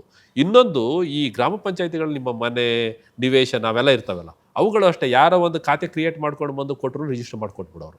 ನಿಮ್ಮ ಜಾಗನ ಯಾರೋ ಒಂದು 30-40 ಸೈಟನ್ನು ಕ್ರಿಯೇಟ್ ಮಾಡ್ಕೊಂಡು ಮಾಡಿಬಿಡೋರು. ಅದನ್ನು ನಿಲ್ಲಿಸಿ ಈ ಸ್ವತ್ತಿಗೆ ಇಂಟಿಗ್ರೇಷನ್ ಮಾಡಿದ್ವಿ. ಎಲ್ಲ ಗ್ರಾಮೀಣ ಭಾಗದ ಗ್ರಾಮ ಪಂಚಾಯತಿ ಆಸ್ತಿಗಳು ಈ ಸ್ವತ್ತಿನಲ್ಲಿದ್ದಾವೆ, ಅದನ್ನು ಇಂಟಿಗ್ರೇಟ್ ಮಾಡಿದ್ವಿ, ಈ ಖಾತಾ ಅಲ್ಲಿ ಮಾಡಬೇಕು ಅಂತ. ಮೂರನೇದು, ಈ ಸ್ವತ್ತು, ಈ ಆಸ್ತಿ ಅದು BBMPನಲ್ಲಿ ಇರುವಂಥ ಆಸ್ತಿಗಳಿಗೆ ಈ ಆಸ್ತಿ ಅಂತ ಕರಿತೀವಿ, ಅದ್ರ ಜೊತೆ ಇಂಟಿಗ್ರೇಷನ್ನು. BD ಅದು ELMS ಇಂಟಿಗ್ರೇಷನ್ನು. ಹೀಗೆ ಎಲ್ಲ ಈ ಮ್ಯಾನ್ಯುವಲ್ ಖಾತೆಗಳು ತಂದು ರಿಜಿಸ್ಟ್ರೇಷನ್ ಮಾಡೋದನ್ನು ನಿಲ್ಲಿಸಿ ಟೋಟಲಿ ಯಾವುದೇ ರಿಜಿಸ್ಟ್ರೇಷನ್ ಆಗಬೇಕಾದ್ರೆ ನಿಮ್ಗೆ ಈ ಖಾತೆ ಇರಬೇಕು ಅಥವಾ ಆನ್ಲೈನಲ್ಲಿ ನಿಮ್ಮಲ್ಲಿ ದಾಖಲೆ ಇರಬೇಕು. ಅದಿದ್ರೆ ಮಾತ್ರ ನಮ್ಮಲ್ಲಿ ನೀವು ಅಪ್ಲಿಕೇಶನ್ ಹಾಕ್ಲಿಕ್ಕಾಗುತ್ತೆ. ನಾವು ಅದನ್ನು ಫೆಚ್ ಮಾಡಿಕೊಂಡು ನಮ್ಮ ಕಾವೇರಿ 2ನಲ್ಲಿ ನಾವು ರಿಜಿಸ್ಟ್ರೇಷನನ್ನು ಮಾಡ್ತೀವಿ. ಇದು ಎಂಥ ರೆವಲ್ಯೂಷನರಿ ವರ್ಕ್ ಅಂದರೆ, ಬೆಂಗಳೂರಿನಲ್ಲಿ ಬೇಕಾದಷ್ಟು ರೆವಿನ್ಯೂ ಸೈಟ್ಗಳನ್ನು ಮಾಡಿ ಸರ್ಕಾರಕ್ಕೆ ಬರಬೇಕಾದ CA ಸೈಟು, ಪಾರ್ಕ್ ಏನು ಬಿಡದೇ ಲಪ್ಟಾಯಿಸಿರುವಂಥದ್ದು ಸಾವಿರಾರು ಎಕರೆ ಇದೆ. ನನಗೆ ಮಾಹಿತಿ ಇದೆ, ಸಾವಿರಾರು ಎಕರೆ ಇದೆ. ಹಾಗೆ ಎಷ್ಟೋ ಜನರ ಸೈಟನ್ನು ಎಷ್ಟೋ ಜನರು ಬರ್ಸ್ಕೊಂಡಿದ್ದು ಉಂಟು. ಯಾರ್ಯಾರು ಬರ್ಸ್ಕೊಂಡು ಹೆದರ್ಸಿ ಕಿತ್ಕೊಳ್ಳೋದುಂಟು. ಇವೆಲ್ಲವನ್ನ ತಡಿಲಿಕ್ಕೆ, ಈಗ ಬೆಂಗಳೂರಿನಲ್ಲಿ ಫ್ಲಡ್ ಆಗುತ್ತೆ, ಅದಾಗುತ್ತೆ. ಯಾಕಾಗುತ್ತೆ? ಪ್ಲ್ಯಾನ್ಡ್ ಸಿಟಿ ಅಲ್ಲದೆ ಇದ್ರೆ ಎಲ್ಲವೂ ಆಗುತ್ತೆ. ಈ ದುಡ್ಡಾಸೆಗೆ ರೆವಿನ್ಯೂ ಸೈಟ್ ಮಾಡಿಬಿಟ್ಟು ಲೇಔಟ್ ಮಾಡಿಬಿಟ್ಟು ಬೇಕಾಬಿಟ್ಟು ರಸ್ತೆ ಇಲ್ಲ, ಡ್ರೈನೇಜ್ ಇಲ್ಲ, ಏನು ಇಲ್ಲದೇ ಮಾಡೋರು. ಇದಕ್ಕೆಲ್ಲ ತಡೆ ಹಾಕೋದು ಹೇಗೆ ಅನ್ನೋದು ದೊಡ್ಡ ಸಮಸ್ಯೆ ಇತ್ತು. ನಾನು DC ಆಗಿ ಒಂದು ಲೇಔಟ್ ತಡಿಲಿಕ್ಕೆ ಆಗಿರಲಿಲ್ಲ. ಬಟ್ ಇಲ್ಲಿ ಇಂಟಿಗ್ರೇಷನ್ ಮಾಡಿದ್ಮೇಲೆ ಒಂದೇ ಒಂದು ರೆವಿನ್ಯೂ ಸೈಟು ರಿಜಿಸ್ಟರ್ ಆಗೋಲ್ಲ, ಇಲ್ಲಿಗಲ್ ಸೈಟ್ಗಳು ರಿಜಿಸ್ಟರ್ ಆಗ್ತಿಲ್ಲ, ಎಲ್ಲವನ್ನು ಬಂದಾಗಿದೆ. ಇದು ಇಂಡಿಯಾದಲ್ಲೇ revolutionary change. It's one of the first state in India. Okay. ಈ ಇಂಟಿಗ್ರೇಷನ್ 100% ಇಂಟಿಗ್ರೇಷನ್ ಮಾಡೋದು. ಈಗ ಬೇರೆ ಬೇರೆ ರಾಜ್ಯದವ್ರು ಬಂದು ನಮ್ಮನ್ನು ಸ್ಟಡಿ ಮಾಡ್ತಾ ಇದ್ದಾರೆ. ಅಂದರೆ ಅದರಲ್ಲೂ ಸಣ್ಣ ಪುಟ್ಟ ಸಮಸ್ಯೆಗಳಿದ್ದಾವೆ, ಟೆಕ್ನಿಕಲ್ ಸಮಸ್ಯೆ, ಅದನ್ನು ಸರಿಪಡಿಸ್ತಾ ಇದ್ದೀವಿ. ಏನಿಲ್ಲ ಅಂದರೆ ಇನ್ನೂ 1 or 2 ಮಂತ್ಸಲ್ಲಿ ಇದೊಂದು ಫೈನಲ್ ಹಂತವನ್ನು ತಲುಪುತ್ತೆ. ಅಂದರೆ ಸಣ್ಣ ಪುಟ್ಟ ಸಮಸ್ಯೆಗಳು ಸಾಲ್ವ್ ಆಗ್ತವೆ. ಬಟ್ ಮುಂದೆ ಭವಿಷ್ಯದಲ್ಲಿ ಇದು ಬಡವರ ಜಮೀನನ್ನು ರಕ್ಷಣೆ ಮಾಡಲಿಕ್ಕೆ, ಸರ್ಕಾರಿ ಜಮೀನನ್ನು ರಕ್ಷಣೆ ಮಾಡಲಿಕ್ಕೆ, ಮಿಸ್ಯೂಸನ್ನು ತಡಿಲಿಕ್ಕೆ, ಇಲ್ಲಿಗಲ್ ಲೇಔಟ್ಗಳನ್ನು ತಡಿಲಿಕ್ಕೆ, ಇಲ್ಲಿಗಲ್ ವ್ಯವಹಾರಗಳನ್ನು ತಡಿಲಿಕ್ಕೆ ಒಂದು ದೊಡ್ಡ ಅಸ್ತ್ರ ಇಂಟಿಗ್ರೇಷನ್ ಅನ್ನುವಂಥದ್ದು. ಅದನ್ನು ನಾವು ಮಾಡಿರುವಂಥದ್ದೇ ಒಂದು ದೊಡ್ಡ ಸಾಧನೆ. ಓಕೆ. ಬಹುಶಃ ಇದು ಐತಿಹಾಸಿಕವಾದದ್ದು. ಓಕೆ. ಈಗ ಭಾಳ ಖುಷಿನೂ ಇದೆ ನನಗೆ. ಇದು ಇಂಥ ಒಂದು ಐತಿಹಾಸಿಕವಾದ ಬದಲಾವಣೆಯನ್ನು ಮಾಡುವಂತಹ ಕಾಲಘಟ್ಟದಲ್ಲಿ ನಾವಿದ್ವಲ್ಲ, ಅಧಿಕಾರಿಯಾಗಿ ಇದ್ವಿ ಅನ್ನೋದೇ ಒಂದು ಹೆಮ್ಮೆ. ಓಕೆ. ಇಷ್ಟು ತನಕ ವೃತ್ತಿ ಬದುಕಿನ ಬಗ್ಗೆ ಮಾತಾಡಿದ್ವಿ. ವೈಯಕ್ತಿಕ ಜೀವನದ ಬಗ್ಗೆ ಬರೋದಾದರೆ ಸರ್, ಹೇಗಿದೆ ಬದುಕು? ಮತ್ತು ಒಂದು ಆತ್ಮಕಥನವನ್ನು ಕೂಡ ನೀವು ಬರೀತೀರಾ, ಅದು ಹಲವು ಪಠ್ಯ ಕೂಡ ಆಗುತ್ತೆ. ಹೇಗೆ ಸರ್? ನಾವು ಒಂದು ರೀತಿ ನಮ್ಮ ಅನುಭವಗಳು ಒಂದು ರೀತಿ ವಿಶೇಷವಾದದ್ದು. ಅಂದರೆ ಹೀಗೆ ಆರ್ಥಿಕವಾಗಿ ಏನಾಗುತ್ತೆ, ನಾವು ಬಹಳ ತುಂಬ ಕಷ್ಟಪಟ್ಟಿರ್ತೇವೆ. ಭವಿಷ್ಯದಲ್ಲಿ ಸಕ್ಸಸ್ ಆದರೆ ಅದಕ್ಕೆ ಬಹಳ ದೊಡ್ಡ ಗೌರವ ಸಿಗುತ್ತೆ. ಭವಿಷ್ಯದಲ್ಲಿ ಅದು ಸಕ್ಸಸ್ ಆಗಲಿಲ್ಲ ಆದರೆ ಯಾರೂ ಅದನ್ನು ಗಮನಿಸಲ್ಲ, ಎಲ್ಲರಂಗೆ ನಾವು ಒಬ್ಬರಾಗಿ ಹೋಗ್ತೀವಿ. ನಮ್ಮ ಈ ಜೀವನದ ಬದಲಾವಣೆ ಇದೆಯಲ್ಲ, ಈ ಬದಲಾವಣೆ ನನ್ನ ಹಿಂದಿನ ನನ್ನ ನಡೆ ಇದೆಯಲ್ಲ, ಬಾಲ್ಯದಿಂದ ಇಲ್ಲಿ ತನಕ ನಾವು ಗುಡಿಸ್ಲಲ್ಲಿ ಇದ್ದದ್ದು, ಮನೆ ಕಟ್ಲಿಕ್ಕೆ ಒದ್ದಾಡಿದ್ದು, ಓದ್ಲಿಕ್ಕೆ ಒದ್ದಾಡಿದ್ದು, ಹೊಟ್ಟೆಪಾಡಿಗೆ ಒದ್ದಾಡಿದ್ದು, ಇವೆಲ್ಲವೂ ಕೂಡ ಏನೋ ಒಂದು ನನ್ನ ಮನಸ್ಸಲ್ಲಿ ತುಂಬಿದಂಥ ಅನುಭವಗಳನ್ನು ಇಟ್ಟುಕೊಂಡು ಒಂದು ನನ್ನದೇ ಆತ್ಮಕಥೆ. ನಾನು ಸಾಮಾನ್ಯವಾಗಿ ಮಕ್ಕಳುಗಳಿಗೆ ಒಂದು ವರ್ಕ್ಶಾಪನ್ನು ಮಾಡ್ತಿದ್ದೆ ನಿರಂತರವಾಗಿ. ನೀವು ಶಿವಮೊಗ್ಗದಲ್ಲಿ ನೋಡಿರ್ಬೋದು, ಒಂದು 10-12 ಸಾವಿರ ಮಕ್ಕಳಿಗೆ ನಾನು ವರ್ಕ್ಶಾಪನ್ನು ಮಾಡಿದ್ದೇನೆ, ಬೇರೆ ಬೇರೆ ಜಿಲ್ಲೆಗಳಲ್ಲಿ ಮಾಡಿದ್ದೇನೆ. ಏನಪ್ಪ ಅಂದರೆ ನನ್ನ ಕಾನ್ಸೆಪ್ಟ್ ಇಷ್ಟ, ತುಂಬ ಸಾಧನೆಗೆ ತುಂಬ ನಾಲೆಡ್ಜ್ ಬೇಕು ಅಂತಿಲ್ಲ, ಛಲ ಇರಬೇಕು. ಛಲ ಇದ್ದರೆ ಏನು ಬೇಕಾದ್ರೂ ಸಾಧಿಸ್ಬೋದು. ಛಲ ಇದ್ದರೆ ಏನು ಬೇಕಾದರೂ ಸಾಧಿಸ್ಬೋದು. ನನಗೆಲ್ಲ ಛಲದಿಂದ ಸಾಧಿಸಿದ್ದೀವಿ ಹೊರತು ನಾಲೆಡ್ಜಿಂದ ಅಂತ ನಾನು ಹೇಳಲ್ಲ. ನನಗಿಂತ ಬುದ್ಧಿವಂತರು ತುಂಬ ಜನ ಇದ್ದಾರೆ. ಛಲ ಇತ್ತು, ಸಾಧನೆ ಆಯಿತು. ಛಲ ಬರೋದಕ್ಕೆ ನಮಗೆ ದೊಡ್ಡ ಅಡ್ಡಿ ಏನಪ್ಪ ಅಂದರೆ, ನಮ್ಮಂತಹ ಬಡ ಮಕ್ಕಳಿಗೆ ಒಂದು ಆರ್ಥಿಕ ಕಷ್ಟ. ಎರಡನೇದು, ನಾನು ಗೌರ್ಮೆಂಟ್ ಸ್ಕೂಲಲ್ಲಿ ಓದಿದ್ದೀನಿ, ನನಗಲ್ಲ ಇವು ಯಾವನು. ಮೂರನೇದು, ನಾನು ಕನ್ನಡ ಮೀಡಿಯಮ್ ಓದಿದ್ದೀನಿ, ನನ್ನ ಕೈಯಲ್ಲಿ ಸಾಧ್ಯ ಇಲ್ಲ. ಎಲ್ಲ ಕಾನ್ವೆಂಟ್ ಅವರಿದ್ದಾರೆ, ಅವ್ರಿಗೆ ಮಾತ್ರ ಬದುಕು ಅಂತ ಅಂದ್ಕೊಂಡಿದ್ದಾರಲ್ಲ, ಆ ಇನ್ಫೀರಿಯಾರಿಟಿಯನ್ನು ತೆಗಿಬೇಕು ಅನ್ನೋದು ನನ್ನ ಉದ್ದೇಶ. ಅದಕ್ಕೋಸ್ಕರ ಮಾಡಬೇಕಾದ್ರೆ ಎಷ್ಟು ದಿವಸ ಅಂತ ನಾನು ಕತೆ ಹೇಳಿ ಮಕ್ಕಳಿಗೆ ಪಾಠ ಮಾಡೋದು, ಅದನ್ನು ಒಂದು ಬುಕ್ ರೂಪದಲ್ಲಿ ತಂದ್ರೆ ಹೇಗಿರುತ್ತೆ ಅಂಥೇಳಿ ಜೀವನದ ಅನುಭವಗಳನ್ನು ಇಟ್ಕೊಂಡು ಲೆಸನ್ ರೂಪದಲ್ಲಿ ಒಂದು ಬುಕ್ಕನ್ನು ಬರೆದೆ, ಹಾದಿಗಲ್ಲು ಅಂತ. ನಾನು ಅದನ್ನು ಬರೆದಾಗ ಅನ್ಕೊಂಡೆ ಯಾರು ಓದ್ತಾರೆ, ಓದೋಷ್ಟು ಜನ ಓದಲಿ, ನನ್ನ ಖುಷಿಗಾದರೂ ಮಾಡೋಣ ಅಂತ. ಬಟ್ ಅದು ಅಭೂತಪೂರ್ವ ಅಂತ ಯಶಸ್ಸನ್ನು ಪಡ್ಕೊಳ್ತು, ಒಂದು ರಾಜ್ಯ ಪ್ರಶಸ್ತಿ ತಗೊಳ್ತು. ದೆನ್ ಅದು 14 ಮುದ್ರಣಗಳಾದವು, 14 ಬಾರಿ ಮುದ್ರಣ ಆಯಿತು. ನಾನು ಯಾವುದನ್ನು ಬಿಡುಗಡೆ ಸಮಾರಂಭನೂ ಕೂಡ ಮಾಡಿರಲಿಲ್ಲ ಪ್ರಾರಂಭದಲ್ಲಿ. ಆಮೇಲೆ ಅದರಲ್ಲಿ ಒಂದು ಲೆಸನ್ನು ಮಂಗಳೂರು ಯೂನಿವರ್ಸಿಟಿಯ BBMಗೆ ಒಂದು ಕನ್ನಡ ಸಿಲೆಬಸ್ ಆಯಿತು, BScಗೆ ಸಿಲೆಬಸ್ ಆಯಿತು, ಶಿವಮೊಗ್ಗ ಯೂನಿವರ್ಸಿಟಿನಲ್ಲಿ BComಗೆ ಸಿಲೆಬಸ್ ಆಯಿತು. ಹೀಗೆ ಅದರದ್ದೇ ಆದ ನನ್ನ ನಿರೀಕ್ಷೆಯನ್ನು ಮೀರಿ ಅದು ಯಶಸ್ಸನ್ನು ಪಡ್ಕೊಳ್ತು. ಅದಾದಮೇಲೆ ನನಗೂ ಒಂದು ರೀತಿ ಆತ್ಮತೃಪ್ತಿ, ಬೇಕಾದ ಲೇಖನಗಳನ್ನು ಬರೀಲಿಕ್ಕೆ, ಇವೆಲ್ಲ ಮಾಡಲಿಕ್ಕೆ, ಹೌದು ಇಲ್ಲಪ್ಪ ನನ್ನ ಬರಹ ಕೂಡ ಜನರು ಮೆಚ್ಚುತ್ತಾರೆ ಅನ್ನೋ ಒಂದು ಖುಷಿ ಬಂತು. ಈಗಲೂ ಮೊನ್ನೆನೂ ಕನ್ನಡ ಪ್ರಭದಲ್ಲಿ ಈ ಆಸ್ತಿ ಇಂಟಿಗ್ರೇಷನ್ ಬಗ್ಗೆ ಒಂದು ಲೇಖನವನ್ನು, ಎಡಿಟೋರಿಯಲ್ ಕಾಲಂಬಲ್ಲಿ ಒಂದು ದೊಡ್ಡ ಲೇಖನವನ್ನು ಬರೆದಿದ್ದೆ. ಈ ಥರದ ಒಂದು ಸಾಹಿತ್ಯ ಕ್ಷೇತ್ರದಲ್ಲಿ ನನ್ನನ್ನು ನಾನು ಗುರುತಿಸ್ಕೊಳ್ಳಿಕ್ಕೆ ಸಾಧ್ಯ ಆಯಿತು. ಅದಲ್ಲದೆ ಎಲ್ಲಿ ತನಕ ಅಂತಂದ್ರೆ, ನಾನು PUC ನಲ್ಲಿದ್ದಾಗ ಒಂದ್ಸಲ ಇಲ್ಲಿ ಸೆಮಿನಾರ್ಗೆ ಹೋಗಿದ್ದೆ, ಕನ್ನಡ ಸೆಮಿನಾರ್ಗೆ. ನಮ್ಮ ಚಂದ್ರಶೇಖರ್ ಕಂಬಾರ್ ಜೊತೆ ಒಂದು ಫೋಟೋ ತೆಗೆಸ್ಕೋಬೇಕು ಅಂತ ಆಸೆ. ಅವರು ಜ್ಞಾನಪೀಠ ಪ್ರಶಸ್ತಿ ಪುರಸ್ಕೃತ, ನಿಮ್ಗೆ ಗೊತ್ತಿದೆ. ಒಂದು ಟಾಯ್ಲೆಟ್ಗೆ ಹೋದಾಗ ಅವ್ರು ಹೊರಗೆ ಬರೋ ತನಕ ಬಾಗಲಲ್ಲಿ ಕಾಯ್ಕೊಂಡು ಕುಳಿತುಕೊಂಡು ಒಂದು ಫೋಟೋ ಹೊಡ್ಸ್ಕೊಂಡಿದ್ವಿ ನಾನು ನಮ್ಮ ಅಣ್ಣ ಎಲ್ಲ. ಆದರೆ ಈಗ ಎಲ್ಲಿ ಅಂತಂದರೆ, ಅದೇ ಚಂದ್ರಶೇಖರ್ ಕಂಬಾರರ ಪ್ರತಿಷ್ಠಾನದ ಅಧ್ಯಕ್ಷರಾಗಿ ಕಳೆದ 2-3 ವರ್ಷ ಕೆಲಸ ಮಾಡಿದ್ದೇನೆ. ಎಲ್ಲ ಸಾಹಿತಿಗಳ ಜೊತೆ ಒಡನಾಟವನ್ನು ಇಟ್ಕೊಂಡಿದ್ದಾರೆ. ಅವ್ರು ನೋಡಲಿಕ್ಕೆ ನನಗೆ ಅವ್ರ ಮಾತು ಕೇಳೋದೇ ಒಂದು ಸೌಭಾಗ್ಯ ಅಂದ್ಕೊಂಡಿದ್ದ ಕಾಲ ಇತ್ತು. ಅಷ್ಟು ಬದಲಾವಣೆ ಆಗಿರೋದು ನನ್ನ ವೈಯಕ್ತಿಕ ಜೀವನದ ಮೆಟ್ಟಿಲುಗಳು ನಾನು ಏರಿದ್ದೇನೆ. ಈಗ ನಾನು ತುಂಬ ಖುಷಿಯಾಗಿದ್ದೇನೆ. ಫ್ಯಾಮಿಲಿ, ಮಕ್ಕಳು, ಮತ್ತು ನನ್ನ ಹಿನ್ನೆಲೆ ಇದ್ದಂಥ ನಮ್ಮೆಲ್ಲ ಯಾರು ಸಹಾಯ ಮಾಡ್ಬೇಕು, ಏನು ಮಾಡ್ಬೇಕು, ಅದೆಲ್ಲ ಸಹಕಾರ ಆಗಿದೆ.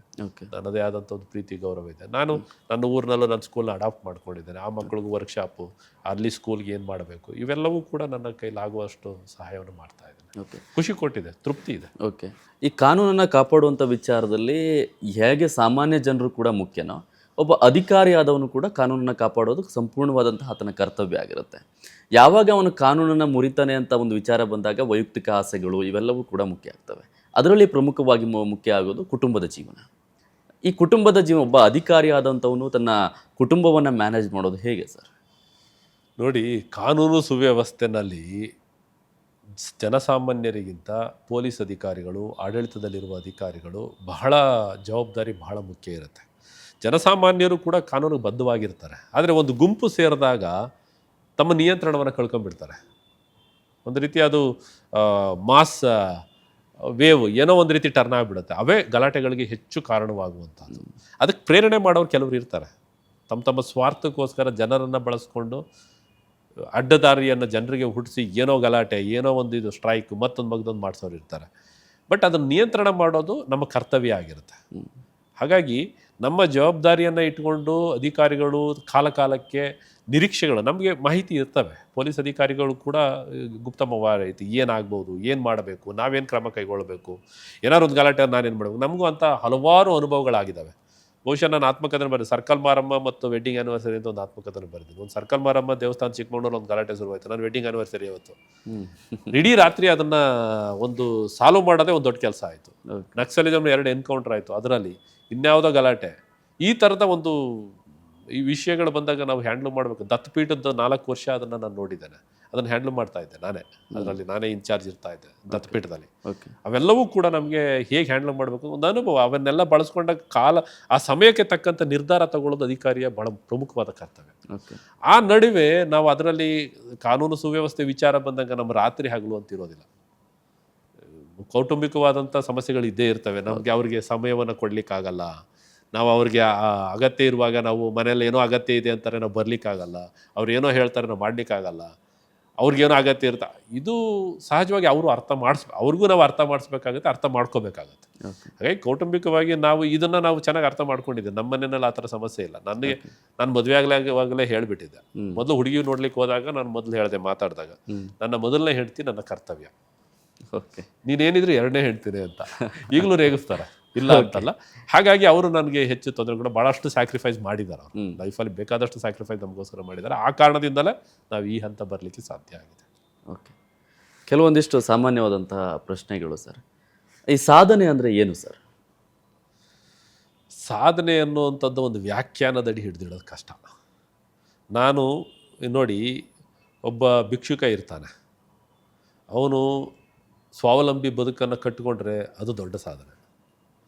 ಈಗ ನಾನು KS IAS ಆಫೀಸರ್ ಇರ್ತೇನೆ, ನಾನು ಕಾರ್ ತೊಗೊಂಡ್ರೆ ದೊಡ್ಡ ಸಾಧನೆ ಅಲ್ಲ. ಒಬ್ಬ ರೈತ ಒಂದು ಕಾರ್ ತಗೊಳ್ಳೋ ಮಟ್ಟಿಗೆ ಬೆಳೆದ್ರೆ ದೊಡ್ಡ ಸಾಧನೆ. ಹಾಗಾಗಿ ಅದಕ್ಕೆ ಒಂದು ಚೌಕಟ್ಟು ನಿರ್ಮಾಣ ಮಾಡೋದು ಕಷ್ಟ. ಸಾಧನೆ ಅನ್ನುವಂಥದ್ದು ಸಮಾಜೋಪಯೋಗಿ, ಸಮಾಜಕ್ಕೆ ಹಾನಿಯಾಗದೇ ಇರುವಂಥದ್ದಾಗಿರಬೇಕು. ನಾವಿರುವ ಸ್ಥಾನದಿಂದ ಮುಂದಿನದೇನಾದ್ರೂ ಗುರುತಿಸುವಂಥ ಕೆಲಸ ಮಾಡಿದ್ರೆ ಅದೇ ಸಾಧನೆ. ಓಕೆ. ನಾವು ಓದ್ತೇವೆ, ಹೈಯರ್ ಸ್ಕೋರ್ ಮಾಡಿದ್ರೆ ಸಾಧನೆ. ಅದೇ ಸಾಧನೆ ಅಂತಲ್ಲ, ಕೊನೆಗೆ ಅಲ್ಲಿಂದ ಮುಂದೆ ಇನ್ನೊಂದಿರುತ್ತೆ ಗುರಿ. ನಾವು ಏನು ಅನ್ಕೊಳ್ತೀವಿ ಆ ಗುರಿ ಮುಟ್ಟಿದ್ರೆ ಸಾಧನೆ. ಯಾವುದೇ ಸಾಧನೆ ಅನ್ನುವಂಥದ್ದು ಸಮಾಜಕ್ಕೆ ವಿಮುಖವಾಗಿರಬಾರ್ದು. ಸಮಾಜ ಅದನ್ನು ಗುರುತಿಸುವಂಥದ್ದಿದ್ದರೆ ಸಾಧನೆ. ಕೆಲವರು ಮಾಡ್ತಾರೆ, ನಾನು ಭಾಳ ದೊಡ್ಡ ಸಾಧನೆ ಅಂಥೇಳಿ ಬೈಕನ್ನು ವೀಲಿಂಗ್ ಮಾಡಿ 4 ಜನನ ಸಾಯಿಸಿದ್ರೆ ದಟ್ ಇಸ್ ನಾಟ್ ಸಾಧನೆ. ವೀಲಿಂಗ್ ಮಾಡೋದು ಸಾಧನೆ ಇರ್ಬೋದು, ಅದು ಕಾಂಪಿಟೇಷನ್ ಆದರೆ ಅಲ್ವಾ, ಅದು ನನಗೂ ನಿಮಗೂ ಬರದೇ ಇರಬಹುದು. ಬಟ್ ಅದು ಸಮಾಜಕ್ಕೆ ಉಪಯೋಗ ಆದರೂ ಮಾತ್ರ ಅದು ಸಾಧನೆ.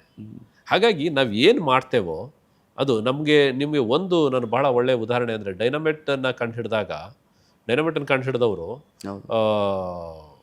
ಅದನ್ನು ಒಳ್ಳೆ ಉಪಯೋಗಕ್ಕೆ ಅಂತ ಕಂಡುಹಿಡಿದ್ರು ಅಲ್ವಾ. ಆಲ್ಫ್ರೆಡ್ ನೋಬಲ್ ಕಂಡುಹಿಡಿದದ್ದು ಡೈನಮೈಟನ್ನು. ಅದನ್ನು ಯಾವಾಗ ಜನರನ್ನು ಸಾಹಿತ್ಯಕ್ಕೆ ಬಳಸ್ತಾರೆ ಅಂದ್ರೆ ಅವ್ರಿಗೆ ಬೇಜಾರಾಯಿತು. ಅದ್ರ ಲಾಭ ಎಲ್ಲನೂ ನೋಬೆಲ್ ಪೀಸ್ ಪ್ರೈಸ್ಗೆ ಅಂತ ಇಟ್ಬಿಟ್ರು. ಹಾಗೆ ಸಾಧನೆ ಅನ್ನುವಂಥದ್ದು ಅವ್ರಿಗೆ ಅದು ಸಾಧನೆ ಅನ್ನಿಸ್ತಿಲ್ಲ. ಆಮೇಲೆ ಸಾಧನೆ ಅನ್ನುವಂಥದ್ದು ಸಮಾಜೋಪಯೋಗಿ ಆಗಬೇಕು. ನಾವಿರುವ ಸ್ಥಾನದಿಂದ ಉನ್ನತ ಸ್ಥಾನಕ್ಕೆ ಹೋಗುವಂಥದ್ದು ಇರ್ಬೋದು, ಇನ್ನೂ ದೊಡ್ಡ ವ್ಯಾಪ್ತಿಯನ್ನು ಗಿಟ್ಟಿದ್ರು. ಅದು ಸಾಮಾಜಿಕ ಸೇವೆ ಇರ್ಬೋದು, ವೈಯಕ್ತಿಕವಾದ ವಿಚಾರ ಇರ್ಬೋದು, ಸಾರ್ವಜನಿಕವಾದ ವಿಚಾರ ಇರ್ಬೋದು. ಯಾವುದೋ ರಾಜಕಾರಣಿ ಒಬ್ಬ ಮುಖ್ಯಮಂತ್ರಿ ಆಗ್ತಾನೆ, ಅದು ಅವ್ರ ಸಾಧನೆ. ಮುಖ್ಯಮಂತ್ರಿ ಮಗ ಪ್ರಧಾನಮಂತ್ರಿ ಆಯ್ತಾರೆ ಸಾಧನೆ.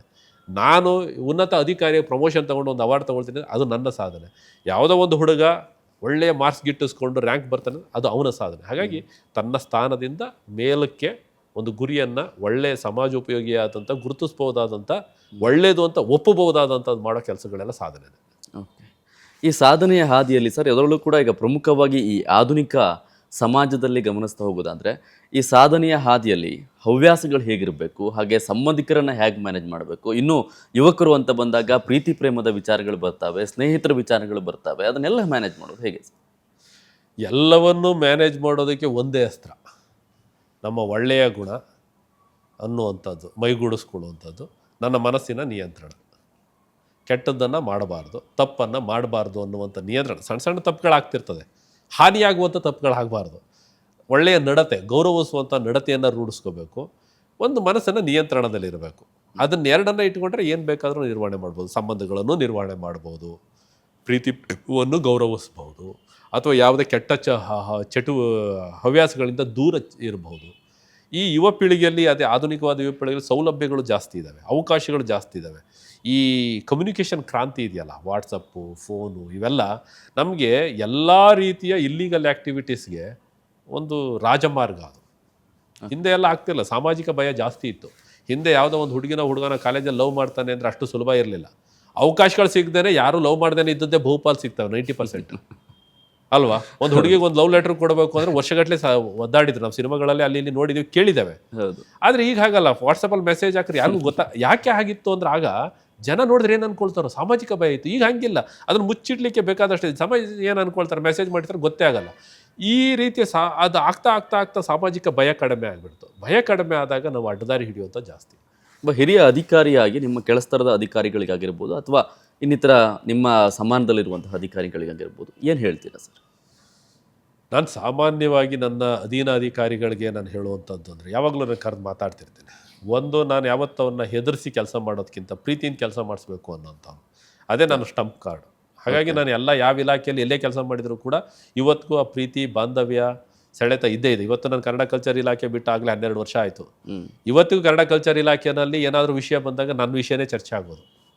ಹಾಗೆ ಅಂದರೆ ಅಲ್ಲಿ ನಾವು ಬಿಟ್ಟು ಬಂದಿರುವಂಥ ಇದು. ಇವತ್ತು ನಾವು DC ಆಗಿ ಬಿಟ್ಟು ಬಂದಿರೋ ಅಲ್ಲೆಲ್ಲರೂ ಹೋಗ್ತಿರೋ ಓಡ್ ಬಂದು ಮಾತಾಡಿಸ್ತಾರೆ. ಸಾಮಾನ್ಯವಾಗಿ ನಾವು ನೋಡಿದ್ದೀವಿ ಕೆಲವರನ್ನು, ಯಾರು ಕಂಡ್ರೆ ಅಯ್ಯೋ ಅವ್ನು ಸಿಕ್ಕದಲ್ಲಪ್ಪ ಎದುರುಗಡೆ ತಲೆ ತಪ್ಪಿಸ್ಕೊಂಡು ಹೋಗ್ತೀವಿ. ಹಂಗಿರಬಾರ್ದು. ಒಂದು, ನಮ್ಮ ಮತ್ತು ಸಾರ್ವಜನಿಕರ ನಡುವೆ ಒಂದು ಫೈಲ್ ಅನ್ನೋದು ಒಂದು ಸಂಬಂಧ. ಫೈಲನ್ನು ಅಟೆಂಡ್ ಮಾಡ್ತೀವಿ, ಕೆಲಸ ಮಾಡ್ತೀವಿ, ಸಂಬಳ ಬರುತ್ತೆ. ಬಟ್ ನನ್ನ ವೈಯಕ್ತಿಕವಾದ ಕೊಡುಗೆ ಏನಪ್ಪ ಅಂದರೆ, ಅದರ ನಡುವೆ ಒಂದು ಸಂಸ್ಕೃತಿ ಇರುತ್ತೆ. ಆ ಫೈಲ್ನ ಅಟೆಂಡ್ ಮಾಡೋದ್ರಲ್ಲಿ ಬಂದವ್ರನ್ನ ಗೌರವಿಸಿ ಫೈಲ್ ಅಟೆಂಡ್ ಮಾಡಿ ಕಳಿಸಿದ್ರೆ ಒಂದು ಪ್ರೀತಿ ಹುಟ್ಟುತ್ತೆ. ಆ ಕಲ್ಚರನ್ನು ಕ್ರಿಯೇಟ್ ಮಾಡಿ ಅಂತ ನಾನು ನಮ್ಮ ಜನರಲ್ಲಿ ಕೇಳೋದು. ಆಮೇಲೆ ಭಾಳಷ್ಟು ಜನ ಬಂದು ತಲೆ ತಿಂತಿರ್ತಾರೆ, ತಾಳ್ಮೆ ಕಳ್ಕೊಬಾರ್ದು. ಅಶ್ವವೇಗ ನ್ಯೂಸ್ನ ವೀಕ್ಷಕರಿಗೆ ಈ ಕ್ಯಾಮ್ರಾ ಮೂಲಕ ಕೊನೆಯದಾಗಿ ಏನು ಹೇಳ್ತೀರಾ ಸರ್? ಮೊದಲಿಗೆ ಹೃತ್ಪೂರ್ವಕವಾದಂಥ ಧನ್ಯವಾದವನ್ನು ಹೇಳ್ತೇನೆ. ಒಂದು, ನನ್ನ ಜೀವನಾನುಭವ, ವೃತ್ತಿಯ ಅನುಭವ, ಬದುಕಿನ ಅನುಭವಗಳನ್ನು ಹಂಚಿಕೊಳ್ಳಲಿಕ್ಕೆ ಅವಕಾಶವನ್ನು ಕೊಟ್ಟಿದ್ದೀರಿ. ನಿಮ್ಮ ಚಾನಲ್ಲು ಅತ್ಯಂತ ಯಶಸ್ವಿಯಾಗಲಿ, ಜನರಿಗೆ ಉಪಯುಕ್ತವಾದಂಥ ಮಾಹಿತಿಯನ್ನು ಕೊಡಲಿ, ಆ ಮೂಲಕ ಒಂದಷ್ಟು ಜನರಿಗೆ ಒಳ್ಳೆಯ ವಿಚಾರಗಳು ಬರುವಂತೆ, ಒಳ್ಳೆಯ ನಡೆ ನುಡಿ ಬದುಕನ್ನು ಕಟ್ಟಿಕೊಳ್ಳಲಿಕ್ಕೆ ಸಹಾಯವಾಗುವಂತೆ ಆಗಲಿ ಅಂತ ನಾನು ಹೇಳ್ತೇನೆ. ಇನ್ನೊಂದು ಮುಖ್ಯವಾಗಿ ಸಾರ್ವಜನಿಕರಲ್ಲಿ ನನ್ನ ಮನವಿ ಇದೆ. ಬಹಳಷ್ಟು ಸಮಾಜದಲ್ಲಿ ಅಸಹನೆ, ಅಗೌರವ, ಯಾವುದ್ಯಾವುದೋ ಹೆಸರುಗಳಲ್ಲಿ ನಮ್ಮ ತಲೆಗೆ ತುಂಬ್ತೇನೆ ಇರ್ತಾರೆ. ಇತ್ತೀಚಿನ ಸೋಷಿಯಲ್ ಮೀಡಿಯಾಗಳಿಂದಾಗಿ ಅಥವಾ ಯಾವುದೋ ರಾಜಕೀಯ ಲಾಭಗಳಿಂದಾಗಿ ಅಥವಾ ಯಾವುದೋ ಜಾತಿಯ ಲಾಭಕ್ಕೋಸ್ಕರ ಅವ್ರವ್ರ ಸ್ವಾರ್ಥಕ್ಕೆ ನಮ್ಮಲ್ಲೆಲ್ಲ ವಿಷಯವನ್ನು ಬಿತ್ತುತ್ತಿದ್ದಾರೆ.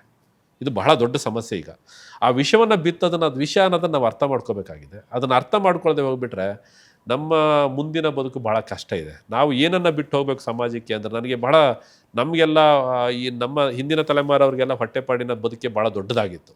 ನಮ್ಮ ತಲೆಮಾರು ಬರ್ಬೇಕಾದ್ರೆ ಈ ಸಾಮಾಜಿಕ ವಿಘಟನೆಗಳಾಗಿದ್ವು, ಈ ಸಂಘರ್ಷಗಳ ನಡುವೆ ಅವಿಭಕ್ತ ಕುಟುಂಬದಿಂದ ವಿಭಕ್ತ ಕುಟುಂಬಕ್ಕೆ ಬಂದವರು ನಮ್ಮ ತಲೆಮಾರಿನಲ್ಲಿ.